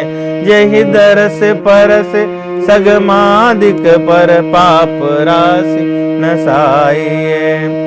जिनके मिले दुख सुख समान, संत के मिलने पर समत्व आ जाता है। जिनके मिले दुख सुख समान, अमानतादिक गुण भय, मद मोह लोभ विषाद क्रोध, सुबोध ते सही गए। ये चुपचाप आराम से चले जाते हैं मात्र सत्संग मिलने से ही। और सत्संग मिला तो उससे खाली उनको जो भक्त बनना चाहते हैं या भक्त प्रवृत्ति के हैं उनको नहीं प्रभाव पड़ता, सबको प्रभाव पड़ता है। किनको प्रभाव पड़ता है? जो लोग सठ हैं। सठ सुध रही सत्संगति पाई, पारस परस कुधात सुहाई। विधिवश सुजन कुसंगत परही, फनि मन समनिज गुण अनुसरही। विधि हरिहर कवि को वाणी, कहत साधु महिमा सकुचानी। सोमोसन कही जात न कैसे, साक बन के मन गुण गण जैसे। सठ भी सत्संग पा करके जो दुष्ट लोग हैं वो भी सुधर जाते हैं। जैसे पारस के स्पर्श से लोहा सुहावना सुंदर बन जाता है। यदि कभी मान लीजिए पारस पत्थर मल आदि में गिर जाए तो उससे पारस पत्थर मल नहीं बन जाया करता, उस अपना प्रभाव कभी नहीं छोड़ देता। जैसे गोस्वामी जी कहते, जैसे फनि मन समनिज गुण अनुसरही। जैसे जो मणि है, मणि का जो प्रभाव है वो क्या है? शीतलता देना, प्रकाश देना। रहती कहाँ है? सर्प के मुख में रहती है, जहां पे विष ग्रंथि होती है। तो विष यानी विष के बीच में बैठी हुई मणि अपना प्रभाव कभी छोड़ती नहीं। वही मणि क्या है? किसी को अगर जहर, सांप का कांटे का जहर हो, उस मणि को वहां स्पर्श करा दीजिए तो उसके जहर का प्रभाव समाप्त हो जाता है। तो वो नील मणि अपना प्रभाव कभी छोड़ती नहीं, जबकि वो पूरा जीवन कहाँ रही? वो उस विष के बीच में रही। तो सत्संगाति भवति ही साधुता खलानाम, साधु नाम नहीं खल संगमात खलत्वम, उनमें नहीं आता खलत्व। अति गूढ़ भाव यह है कि संत प्रभाव ऐसा होने पर भी लोह पारस संगति मिलन इस जगत में जितना सुलभ है, शक्य है, उतना ही खलों का संत संग में जाना संभव है। तो विश्वास श्रद्धा से सत्संग करना तो खलों के स्वभाव के विरुद्ध रहता है। वो कभी कोई दुष्ट है तो सत्संग करने जाएगा? नहीं जाएगा। लेकिन किसी तरह से दैव योग से पुराना सुकृत रहे, भगवत कृपा से अगर वो सत्संग कर ले तो क्या होगा? वो भी सुधरने लगेगा। संगति का बड़ा असर है। ऐसा कोई नहीं जो कुसंग पाकर के न नसाए, को न कुसंगत पाय नसाई। लेकिन ये साधारण के लिए है। जो लोग इस स्टेज से ऊपर चले गए हैं तो वो फिर वो क्या करते हैं? फनी मनी सम, जैसे सांप की मणि है उसके तरह से निज गुण अनुसरणी, अपने ही गुण का अनुसरण करते हैं। वो कभी भी दूसरे के गुण नहीं लेते, उनमें किसी प्रकार से प्रभाव नहीं पड़ता। लेकिन ये बात किसकी हो रही है? ये बात उसकी हो रही है जो वो कपास वाला जो हमने पूरा प्रकरण कहा कि उस तपश्चर्या से पार होकर के वो शुद्ध प्रेमा भक्ति में आ गया है, तो उसको कोई प्रभाव संसार का नहीं पड़ता। तुम विधि हरिहर कवि कोवित बानी, कहत साधु महिमा सकुचानी, सोमोसन कही जात न कैसे, साक बनिक मनि गुण गण जैत। जब इतना सारा कथा कहानी कह ली गोस्वामी जी ने, तो अब कह रहे हैं कि विधि, विधि मतलब ब्रह्मा जी, विधि हरि विष्णु जी, हर मतलब भगवान शिव, कवि मतलब जो कवि पंडित हैं वो भी, कोविद जो लोग भाट आदि गाते हैं, वाणी यानी शारदा, वो भी साधुओं की महिमा कह करके सकुचाते हैं। कथा आती है स्कंद पुराण से कि एक बार इस प्रकार से सब बैठे थे तो यह हुआ कि साधुओं की, संतों की महिमा कही जाए। तो सबसे पहले ब्रह्मा जी को मौका मिला। ब्रह्मा जी के 3 मुख हैं। ब्रह्मा जी ने पहले एक मुख से, फिर दूसरे मुख से, फिर तीसरे मुख से, और निरंतर तीनों मुख से ऐसे कहते कहते कहने लगे। तो उनके तीनों मुख थक गए। तो उन्होंने कहा कि भाई अब ठीक है, कोई अगला आना चाहिए। भगवान ब्रह्मा जी के 4 मुख है, चतुर्मुख है, चतुर्मुखी है ना ब्रह्मा जी। हाँ, तो चारों मुख से, हाँ 4 वेद निश्चित होते हैं ना, बिल्कुल ठीक। तो चारों मुख से जो है प्रशंसा की और कहते रहे थक गए। तो उन्होंने कहा कि अब 4 मुख से तो नहीं कहा जाए, कोई 5 मुख वाला चाहिए। तो पंचानन भगवान शिव हैं, उनको सेवा दी गई। तो सेवा दी गई उनको, एक मुख से, दूसरे मुख से, तीसरे मुख से, चौथे मुख से, ऐसे रिपीटेड कहते हुए वो भी थक गए। तो बोले कि भाई अब तो 6 मुख वाले को देना चाहिए, खड़ानन के पुत्र हैं कि आपको। उन्होंने भी खूब कहा, कहते रहे। शिवमुख से कहते कहते थक गए। तो हुआ कि ऐसा जिसके सहस्त्र मुख हों, शेषनाग जी को मौका मिला। शेषनाग जी को, शेषनाग जी के सहस्त्र मुख हैं, वो भी अपने हजारों मुख से कहते रहे। समय कालांतर बीत गया, लेकिन संतों की, उनकी महिमा समाप्त नहीं हुई। तो कहा गया है कि अब कौन कह सकता है? बोले अब तो हरि कह सकते हैं। भगवान शिव का नंबर निकल गया, ब्रह्मा जी का निकल गया, शेष का निकल गया। शारदा तो पहले ही उनकी वाणी के रूप में प्रयोग हो गई। तो भगवान ने हाथ जोड़े, बोले कि जितनी मेरी महिमा है उतनी ही या उससे अधिक संतों की महिमा है। कोई इसका वर्णन नहीं कर सकता। तो गोस्वामी जी कहते हैं कि जब ये सारे वर्णन नहीं कर पाए तो मेरी क्या बिसात है। मेरी तो कैसी है कि जैसे किसी एक जो भाट रहते हैं, ये कुंजड़े रहते हैं, सब्जी बेचने वाले रहते हैं, उनको कहीं पारस पत्थर मिल जाए तो वो पारस पत्थर की महिमा क्या समझेगा।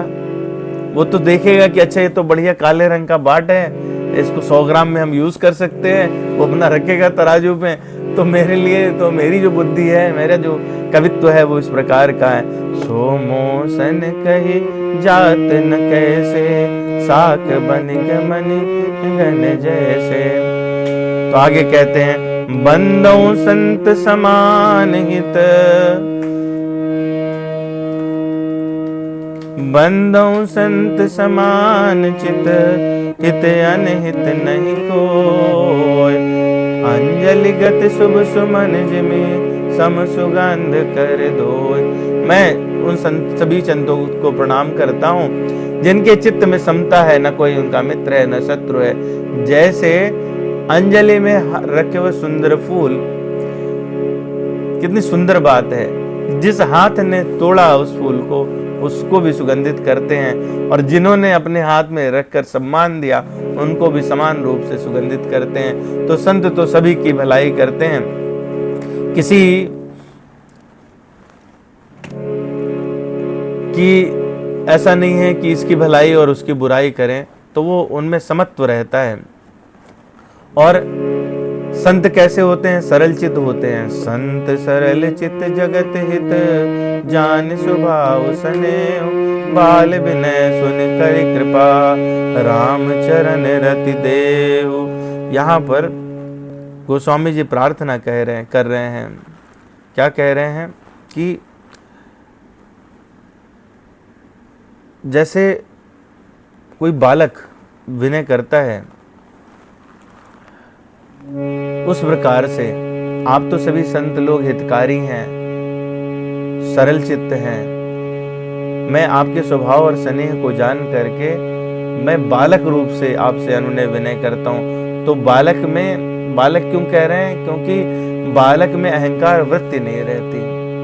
तो अहंकारहीन हो करके, और अगर बालक कोई बात कहे तो उसको चाहे वो अनुचित ही क्यों ना हो, जो श्रेष्ठ लोग हैं वो उसको देख करके मुस्कुराते हैं। जो बालक कहे तो तरी बाता, सुनहि मुदित मन पितु अरु माता। माता पिता क्या है, अरे देखो बच्चा कैसी बात कर रहा है, तो वो उसको देख करके मुस्कुराते हैं और उसको सब आगे, इसके आगे जो है वो गोस्वामी जी खल की वंदना करते हैं। इनके विस्तार में नहीं जाएंगे, इनको सिर्फ पढ़ेंगे, थोड़ी थोड़ी चर्चा करेंगे और 10 मिनट में, क्योंकि यहां से जो दृष्टि है साधुओं की कृपा से, गुरु के चरणों की रज मिली, उसे रामचरित कहने का अनुराग हुआ, वहां से साधुओं की वंदना की, सत्संग पाया, और अब क्या है, दृष्टि कैसी हो गई है, जो दृष्टि चर और अचर में एक जैसी हो गई है, समदर्शी हो गए। तो समदर्शी होने के कारण सिय राम मैं सब जग जानी, करहूं प्रणाम जोर जुग पाने। तो कैसे जो खल हैं उनकी कैसे सुंदर वंदना की है। बहुरी बंद खल गन सति भाए, जे बिनु काज दाहिने उबाए। अपरहित हानि लाभ जिनके रे, उजरे हर्ष विषाद बसेरे। कह रहे मैं सच्चे भाव से दुष्टों को प्रणाम करता हूँ, जो बिना प्रयोजन अपना हित करने वाले के भी प्रतिकूल आदर करते हैं। कोई बिच्छू को अगर चाहे कि ये मर रहा है, इसको उठा के इधर कर दे, तो बिच्छू अपनी वृत्ति से डंक मारता ही है उसे। और दूसरों की हानि की जितनी दृष्टि में, दूसरों के हित की हानि जिनकी दृष्टि में लाभ है, और दूसरों के उजड़ने में हर्ष और बसने में जिनको विषाद होता है, ऐसे दुष्ट लोग। और कहते हैं आगे, कि हरिहर जस राकेश राहु से, परे अकाज भट सहस बाहु से। जे पर दोष लखाई सहसा की, पर हित घृत जिनके मन मांगी। कहीं अगर भगवान शिव की, भगवान हरि की कथा हो रही हो, तो उस कथा में विघ्न पहुंचाने के लिए जैसे चंद्रमा के लिए राहु पूरा ग्रस कर लेता है, पूरा ये उसका हरण कर लेता है, उसमें बाधा देता है, ठीक उस तरह से वो, और जब बाधा देने की बात आती है तो वो क्या होते हैं, सहस्त्रबाहु के समान वीर हो जाते हैं। सहस्त्रबाहु से तुलना क्यों की है? वैसे तो सहस्त्रबाहु क्या है कि 2 ही भुजाओं वाले रहते हैं, पर उनको जब कुछ करने की बात आती है तो सहस्त्रबाहु उत्पन्न हो जाते हैं। सहस्त्रबाहु की पूरी कथा है, भागवत पुराण में भी है, मार्कंडेय पुराण में, पर हम लोग सहस्त्रबाहु की कथा पे ज्यादा विचार नहीं करेंगे, आगे आएगी एक जगह और, तो हम लोग वहां पर इसको लेंगे। बता ये रहे हैं कि वैसे तो 2 हाथ रहेंगे, लेकिन जब बुराई करने की बात आएगी, जब नुकसान पहुंचाने की बात आएगी, तो कैसे हो जाएंगे? सहस्त्रबाहु हो जाएंगे। और जे पर दोष लकहीं सहसा की, दूसरे के दोष अगर देखने की बात है, वैसे तो अपने दोष देखने के लिए एक आंख भी नहीं रहेगी, लेकिन दूसरे के दोष देखने के लिए उनके पास हजारों आंखें, हर चीज में उनको बुराई दिखेगी। और दूसरे का काम कहीं अगर बनने लगे तो उसमें जैसे घी का डिब्बा रखा हो और उसमें मक्खी गिर जाए तो पूरा घी बेकार हो जाता है, ठीक उसी प्रकार से गिरकर उसे खराब करते हैं, भले खुद मर क्यों न जाए। मक्खी क्या होती है, घी में पड़ जाए तो निकल नहीं सकती, मक्खी कभी घी से नहीं निकल सकती है, उसे फंसी रहती है। मधु के साथ भी ऐसी है, मक्खी जो है मधु में एक बार चिपक जाती है, मरती नहीं है लेकिन चिपकी रहती है, और घी में गिरने के बाद में मर जाती है। तो कहते हैं जे पर दोष लकहीं सहसा की, परिहित घृत जिनके मन माकी। तो उसी प्रकार दुष्ट लोग बने बनाए काम को अपनी हानि करके भी बिगाड़ देते हैं। और कैसे रहते हैं वो? तेज कृशानु रोष महिषेषा, अगयव गुण धन धनीय धनेशा। उदय केत समहित सबहि के, कुंभकर्ण सम सोवतनी के। जो दूसरों को जलाने वाले ताप में अग्नि के समान है, और क्रोध में यमराज के समान है, और पाप और अवगुण का धन तो इतना है कि कुबेर भी उनसे पीछे छूट जाएं। ऐसे लोग जिनकी बढ़त सभी का हित का नाश करने वाली, जैसे हमने देखा है ना, पुच्छल तारे में धूमकेतु में लंबी पूंछ होती और कहां तक होती पता नहीं चलती, ठीक उसी प्रकार से है। तो ऐसे लोग अगर सोते रहे तो ही अच्छा है, न जागे तो बढ़िया बात। परे अकाजु लगी तनु परिहरही, जिम हिम उपल कृषि दिल दल गरही। बंदों खल जस शेष सरोसा, सहस बदन बर नहीं पर दोषा। कभी अगर देखा हो तो खेत में ओले पड़ जाते हैं। अब ओले पड़ते हैं जब, तो क्या होता है कि ओले अपने आप को नष्ट कर, गिरने के बाद में फसल तो पूरी नष्ट हो जाती है, जिसके ऊपर भी पड़ेंगे उसको तो चोट लगनी है, हेड इंजरी तक हो जाती है। बड़ी भारे ओले पड़े तो लोगों की कारें, घर सब नष्ट हो जाता है, पर क्या वो खुद बचे रहते हैं? उसके पानी बन के बह जाते हैं, उनका कोई अस्तित्व नहीं रह जाता। तो ऐसे जो दुष्ट लोग हैं वो क्या करते हैं कि दूसरों का काम बिगाड़ने के लिए खुद चाहे गलना पड़े उससे। तो मैं ऐसे दुष्टों को, जिनके हजारों हजार मुख हैं, मैं उनको शेष जी के समान समझता हूँ और उनको प्रणाम करता हूँ, जो पराये दोषों को का 1000 मुखों से रोष के साथ, बड़े गुस्से के साथ जैसे फुफकारेंगे शेष जी, ऐसे फुफकार के वर्णन करते हैं। आगे कहते हैं पुण्य प्रणवहूं। अभी तक प्रणाम कर रहे थे, पहले क्या है कि एक बार खल की वंदना की, अभी क्या है उनके पूरे दल की वंदना करने लग रहे हैं। कह रहे मुनि प्रणवहूं पृथुराज समाना, परयग सुनई सहस दस काना। अब बहुर शक सम बिनवहूं तेहि, संतत सुरानी के हित जेहि। बचन वज्र जय सदा प्यारा, सहस नयन पर दोष निहारा। मैं उनको राजा पृथु की तरह, जिन्होंने 10,000 कान मांगे थे कि भगवान के गुणानुवाद को सुन सकूं, उनके समान जानकर प्रणाम करता हूं, जो 10,000 कानों से दूसरे के पापों को सुनते हैं। और फिर इंद्र, जिनके शरीर में हजारों छिद्र हो गए, और भगवान की बात आए तो वो भगवान को देखने के लिए वो छिद्र आंखों में परिवर्तित हो जाती हैं। ठीक उसी प्रकार से मैं इंद्र के समान उनकी वंदना करता हूँ जिनको मदिरा हितकारी मालूम देती है। कई बार इंद्र को भी जो सुरा है वो हितकारी मालूम देती है, और उनका जो वचन है वो इतना कठोर है जैसे कि इंद्र का वज्र है। वचन वज्र जहि सदा प्यारा, सहस नयन पर दोष निहारा। इंद्र के तो जो सहस्त्र नयन बनते हैं, जो छिद्र हैं वो नयन में परिवर्तित हो जाते हैं और उससे वो भगवान को देखते हैं। लेकिन ये लोग क्या है, परदोष दर्शन करते हैं। और उदासीन अरिमित हित सुनत जरहि खल रीत, जान पान जुग जोर जन विनती करई सप्रीत।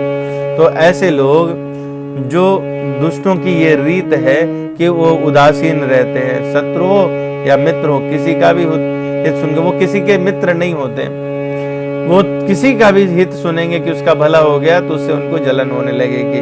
तो ये जानकर दोनों हाथ जोड़कर मैं उनसे प्रेम पूर्वक विनय करता हूँ। अब जितनी प्रार्थना करनी थी गोस्वामी जी ने कर ली। आगे कहते हैं, मैं आपन दिस कीन निहोरा, तिन निज और न लाऊ भोरा, 22 पली है अति अनुरागा, होहि निरामिष कबहु की कागा। मैंने अपनी ओर से प्रार्थना कर ली, विनती कर ली, किंतु वो अपनी ओर से कभी नहीं चूकेंगे, क्योंकि कौवे को चाहे जितने प्रेम से पालिए, क्या कभी वो मांस भक्षण छोड़ सकते हैं? वो कभी नहीं छोड़ सकते हैं। तो कोई कहेगा कि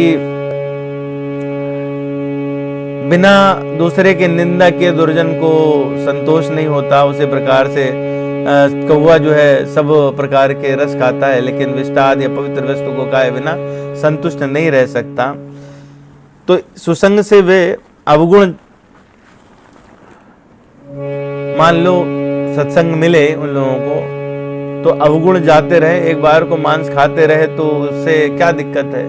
मान लीजिए कि उनके जो दूसरे अवगुण हैं कौवों के वो चेंज हो जाए, लेकिन एक छोटा सा अवगुण बचा है तो उससे क्या फर्क पड़ता है? तो ये जो मांस भक्षण है या विष्टा भक्षण है, ये असल में सारे अवगुणों का मूल है। वो छूट जाएगा तो सब छूट जाएंगे, वो नहीं छूटेगा तो चाहे सत्संग में भी रहेंगे तो भी उनका सारे अवगुण छूटेंगे नहीं। थोड़ी वृत्ति परिवर्तित हो सकती है पर पूरी तरह से नहीं बदलेंगे। तो अभी कोई कह सकता है कि इतना भाई प्रार्थना करने का क्या वो है, औचित्य है? जब वो किसी का भला नहीं देख सकते तो क्या ग्रंथ में दोष लगाने से चूकेंगे? नहीं। तो इनसे क्या विनती करना व्यर्थ हुआ, बेकार करी है? तो नहीं, मैंने इसलिए विनय नहीं की है। गोस्वामी जी कहना चाहते हैं मैंने इसलिए इनसे प्रार्थना नहीं की है कि मुझे छोड़ देंगे, मेरे ग्रंथ को छोड़ देंगे, इसकी बुराई नहीं करेंगे। वो अपना खुदा जो स्वभाव है वो कभी नहीं छोड़ने वाले हैं। तो अगर वो अपना स्वभाव नहीं छोड़ने वाले तो मुझे जो गुरु ने शिक्षा दी, मुझे जो सत्संग से मिला, मैं उसे क्यों छोड़ूं? मुझे तो जो है वो सब में परमात्म स्वरूप देखने का ये मिला है, तो मैं तो वैसे ही देखूं, मैं क्यों बदलूं? तो इस प्रकार से ये संत असंत और खल वंदना प्रकरण यहाँ पर समाप्त होता है। समय भी काफ़ी हो गया है। संत असंत वंदना और इसके बाद का प्रकरण वो लोग हम लोग वंदना प्रकरण में अगली बार लेंगे। और इसी के साथ मैं वाणी को विराम करता हूँ।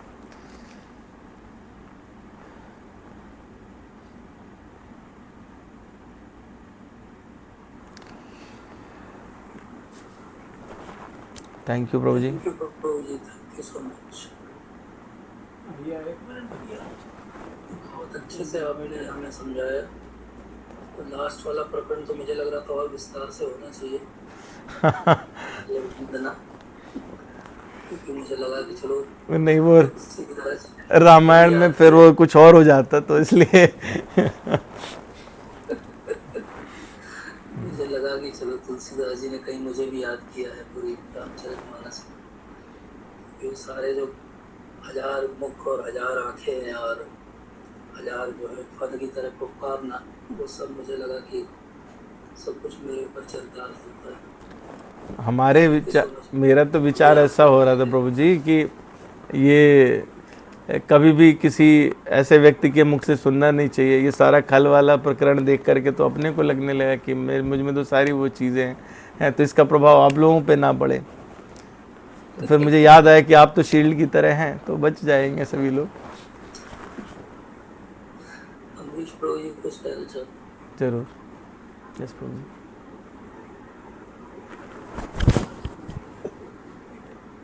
हरे कृष्णा प्रभु जी, धन्यवाद प्रणाम। हरे कृष्णा प्रभु जी, धन्यवाद प्रणाम। हरे कृष्ण।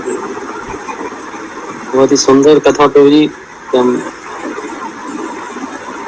पहले गुरु की वंदना, फिर ब्राह्मण की वंदना, फिर संतों का बहुत अच्छा। अपने वो कपास वाला प्रकरण जो है उसमें बहुत ही अच्छा था। तो ये इसमें संतों के उसमें वाला एक आया था, तो पहले एक ही दोहा बोला गया था कि जो बटु विश्वास अचल निज धर्मा वाला। जी प्रभु। और उसमें फिर ये आया था कि मतलब सबको सहज में ही जो है मतलब संत समाज रूपी वो मिल प्राप्त हो जाता है। जी बोलिए। और फिर उसके बाद में उसमें जो है जो ये 4th नंबर का जो वो था चौपाई थी कि बिनु सत्संग विवेक न होई। जी बोलिए। उसमें वो बोलते हैं कि मतलब जब राम जी की कृपा होती है तब सत्संग मिलता है। तो क्योंकि मतलब पहले एक थोड़ा कॉन्फ्लिक्ट मुझे समझ में नहीं आया कि पहले वो शहर में बोल रहे हैं, शहर में ही मिल जाता है, फिर बोल रहे कि नहीं, तो राम जी की कृपा होती तब जो है सत्संग में।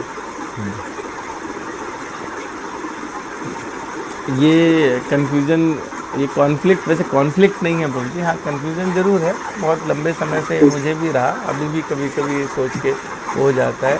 लेकिन इसका निराकरण इस प्रकार से है कि भगवान की कृपा नहीं होती तो मानव शरीर ही नहीं मिलता, और सत्संग का जो आदान प्रदान है वो मनुष्य मात्र कर सकता है। दूसरे जीव पे सत्संग का प्रभाव पड़ सकता है, लेकिन वो आदान प्रदान नहीं कर सकता। तो ये जो आदान प्रदान है वो क्या है, भगवान की कृपा से ही होता है। हमको मानव जीवन ही मिला है वो भगवान की कृपा से। बड़े भाग मानुष तन पावा हैं, तो जो ये बात है ना, वो भाग्य ऐसे नहीं उदय हुआ। वो कभी भगवान को जब कभी ऐसा लगा, गोस्वामी जी ने इस बात को कहा है, ये उत्तरकांड में एक चौपाई आती है, कबहुक करुणा करी नर देही देत ईस बिनु हेतु सनेही। कभी भगवान को करुणा हुई और उन्होंने देखा कि ये जीव तो बहुत टाइम से संस्कृति में फंसा हुआ है, इसको चलो एक मौका दे के देखते हैं। और वो कोई पुराना सुकृत था, इस पर एक बार प्रभु जी चर्चा कर चुके हैं। प्रभु जी ने लेक्चर लिया था, तो उसमें कहा था कि एक सुकृत था जो हमको पता नहीं चला और हमने जो है वो सुकृत कर दिया। तो उस सुकृत के प्रभाव से भगवान में वो करुणा उत्पन्न हो जाती है, या संतों की सहज कृपा हो जाती है, और उससे फिर ये प्रारंभ होता है, इस मार्ग पर बढ़ना प्रारंभ होता है। तो ये दोनों जो है एक दूसरे के परस्पर वह। दूसरा इसका निराकरण ये भी है कि भगवान की कृपा के बिना सत्संग सुलभ नहीं है, बिल्कुल ठीक बात है। तो भगवान की कृपा आपके मन में तो होती ही है, वो संत के हृदय में भी आपके लिए वो प्रेम उत्पन्न होता है कि ये कोई व्यक्ति है, आप जाओ और इसको इस प्रकार से उपदेश करो, इस प्रकार से दर्शन दो, इस प्रकार से इससे आप वार्ता करो। तो वो जो कृपा है ना, वो इस तरह से उदय होती है कि हमको हमारे लिए तो वो सहज है कि कोई हमारे द्वार पे साधु आ गए, हम मंदिर गए, हमको भक्त मिल गए, लेकिन भगवान कृपा करके उनके हृदय में वो बात उत्पन्न करते हैं जो हमारा संदेह, हमारा संशय है, जिसके कारण हमारी भक्ति में अवरोध आ रहा है, उसको दूर करने का, उसको निराकरण करने का विचार प्रस्तुत करते हैं। ये भगवान की कृपा है। तो इसलिए दोनों परस्पर है। बिनु सत्संग विवेक न, जब वो मिलेंगे तो हमको विवेक उत्पन्न होगा। राम कृपा कहाँ हुई, अदर उनके हृदय में वो प्रादुर्भाव हुआ कि वो आकर के हम पर कृपा करें। तो बिनु हरि कृपा या राम कृपा बिनु सुलभ न सोई। थैंक यू प्रभु जी। प्रभु जी इसमें एक चीज और मैं सोच रहा था, जो आपने बताया कि जब संत का जो एक तो दर्शन से ही जो है, इसको मैंने एक्सपीरियंस भी किया है, और एक जो है स्पर्श से और एक बातचीत से उन्होंने बताया कि इससे भी जो है एकदम लव मात्र संग से, साधु संग से फर्क पड़ता है। तो प्रभु जी उसमें आपने वो उनके नारद मुनि का और अगस्त मुनि का उनका एग्जाम्पल भी दिया। उसमें जो जैसे उसमें रामायण में प्रकरण आते हैं, वो राक्षस लोग भी आते थे और वो विघ्न डालने, तो उनका प्रभु जी मतलब जैसे विभीषण जी थे वो भी संत ही थे, तो रावण का जो है, तो इन लोगों का जो है मतलब क्यों परिवर्तन नहीं हुआ? क्यों परिवर्तन नहीं हुआ है? पहले चीज़ तो वो पाप से इतने ढके रहते हैं कि उनमें ये प्रश्न अभी थर्सडे को डिस्कस हुआ था ना, कि वो पाप से इतने आच्छादित रहते हैं कि वो सत्संग का प्रभाव लेना ही नहीं चाहते। लेकिन जिनके जीवन में भी ये संत आए हैं, कोई भी, उनको एक बार वो दर्शन हुआ, उनकी वृत्ति भले ही ना चेंज हो पर भगवान उसका कल्याण कर देते हैं। रावण का वध किसने किया? भगवान ने। जितने राक्षस हैं सहस्त्रबाहु से लेकर के और ताड़का और आप जिसका भी नाम लीजिए, जिनके विषय में आप बात कर रहे हैं, तो क्या है कि वो भक्त नहीं बनते, लेकिन संत के दर्शन के प्रभाव से ही भगवान उनका भी कल्याण कर देते हैं। तो भक्ति तो क्या है कि वो सत्संग में जब आप निरंतर बहुकाल कीजिए सत्संगा, तब वो भक्ति का प्रादुर्भाव होता है, तब आप उस मार्ग पे आगे बढ़ते हैं। लेकिन एक बार दर्शन मात्र हो जाने से आपका कल्याण तो निश्चित है, होना ही होना है। तो इस दोनों बात का निराकरण मेरे हिसाब से तो ये है। बाकी प्रभु जी जो है इस पर और प्रकाश डाल सकते हैं। प्रभु जी, थैंक यू प्रभु जी, बहुत अच्छा बताया प्रभु जी ने। मेरा थोड़ा सा इस पे एक टेक है कि कई बार भगवान हो सकता है कि हमें उस परिस्थिति में डालकर जो है भक्ति में आगे बढ़ाए। तो किसी के लिए वो परिस्थिति हो सकता है कि बहुत सुख सुविधा पूर्ण परिस्थिति हो, तो उससे उसकी भक्ति बढ़ जाए, और किसी के लिए हो सकता है कि वो कठिनाई हो, चैलेंज हो, जीवन में कोई ऐसी घटना हो जाए सडनली जिससे आदमी का मन घूमे और बोले कि भक्ति करना चाहिए। तो किसी भी प्रकार से येन केन प्रकारेण मना कृष्ण निवेशयति, तो मन को कृष्ण में निवेश करना है। भगवान उस परिस्थिति को बनाएंगे। वो परिस्थिति किसी के लिए बहुत ऐसी युद्धमयी परिस्थिति हो सकती है, तो किसी के लिए बहुत जो है वो एकदम प्लीजेंट सी सिचुएशन हो सकती है। पर वो दोनों सिचुएशन उस पर्टिकुलर पर्सन के लिए किसने बनाई? वो भगवान नहीं बनाई। वो उदाहरण देखते हैं, जैसे विभीषण जी को इतनी कठिन परिस्थिति में लंका में रहना है, भक्ति भी करना है, फिर आखिरी में एक स्थिति ये बनती है कि उनको निकाल ही दिया जाता है। और सेम चीज होती है विदुर जी के साथ। एक बार बहुत अच्छा प्रवीण प्रभु जी ने हमें बताया भी था दोनों के बीच का कोरिलेशन, मुझे अभी भी याद आता है। तो ये जो कोरिलेशन है कि आप देखो दोनों साधु व्यक्ति हैं, लेकिन दोनों की परिस्थिति कैसे सडनली बदलती है और कैसे उनकी भक्ति का वर्धन हो जाता है। तो इवेंचुअली फाइनल एम है कि भक्ति हमारी बढ़े। वो हो सकता है कि बहुत विकट परिस्थिति में बढ़े, और हो सकता है कि बहुत ही आसान सी तरीके से बढ़ जाए। तो इवेंचुअल एंड रिजल्ट भगवान को चाहिए कि हमारी भक्ति बढ़ रही है कि नहीं बढ़ रही है। अब वो भक्ति बढ़ने के लिए अगर विकट परिस्थिति कारण बनी, तो वो हम कह सकते हैं कि वो तो हमारा कोई ऐसा कर्म था जो कि अच्छा नहीं रहा होगा शायद। लेकिन अब जैसे श्रील प्रभुपाद के जीवन में हम देखें तो वो अच्छा भला बिजनेस चल रहा है और सडनली लॉसेस होते जाते हैं, and he is out of business and he has to actually take money from people to give to the landers.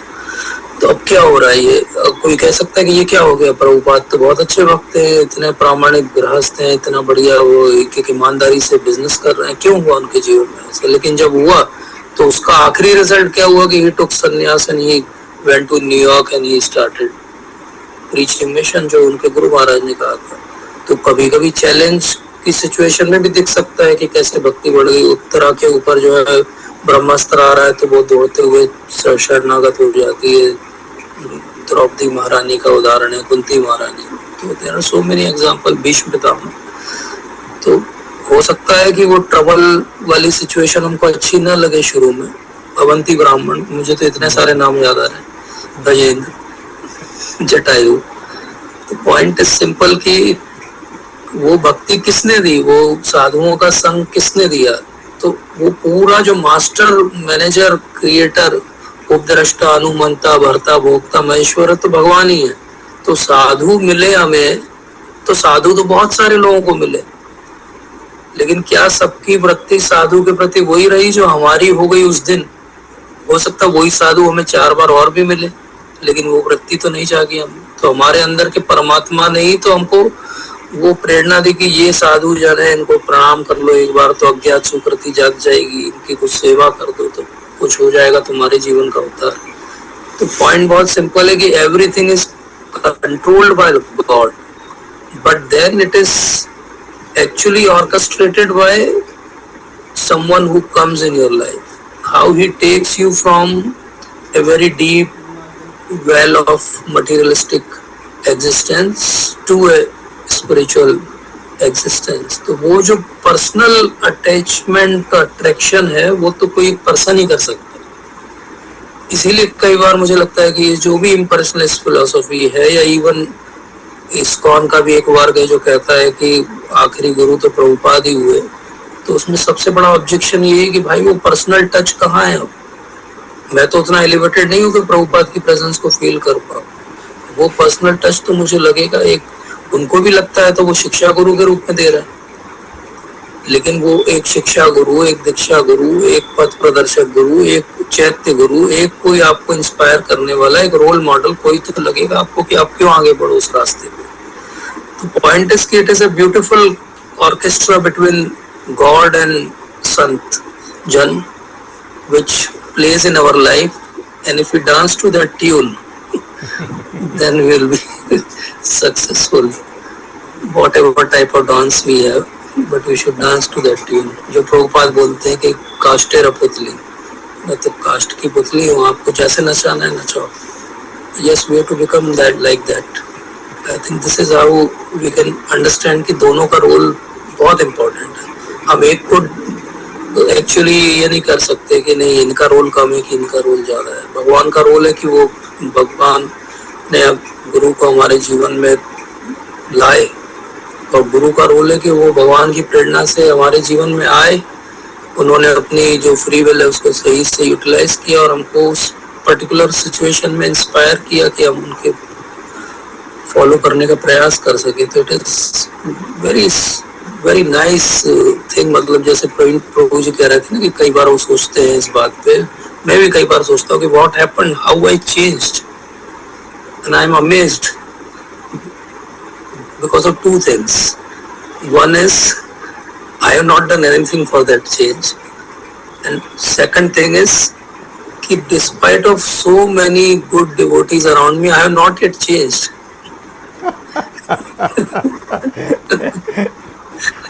And that second part is really amazing in my aspect. मेरा sentence ले लिया आपने, चुरा लिया वैसे, लेकिन मैं तो यही सोच रहा था कि अभी जो गोस्वामी जी कह रहे थे ना कि कौवे को पालने से कभी ऐसा हो सकता है हो कि नहीं हमारे निराम कबों की कागा, तो हमारी तो हालत ऐसी है। मतलब I am talking about myself, even if the association so strong people around me, but even then वाली बात है। So very nice. Today's discussion was very nice, and I pray that this series continues till infinity. Thank you so much, प्रभु जी। तो हम प्रभु जी का धन्यवाद ज्ञापित करेंगे। सब लोग अनम्यूट करके प्रभु जी को एक बार हरे कृष्ण मंत्र बोलेंगे। Hare Krishna Krishna Krishna Krishna Hare Hare Ram Ram Ram Hare Hare. Thank you Prabhu ji, thank you so much.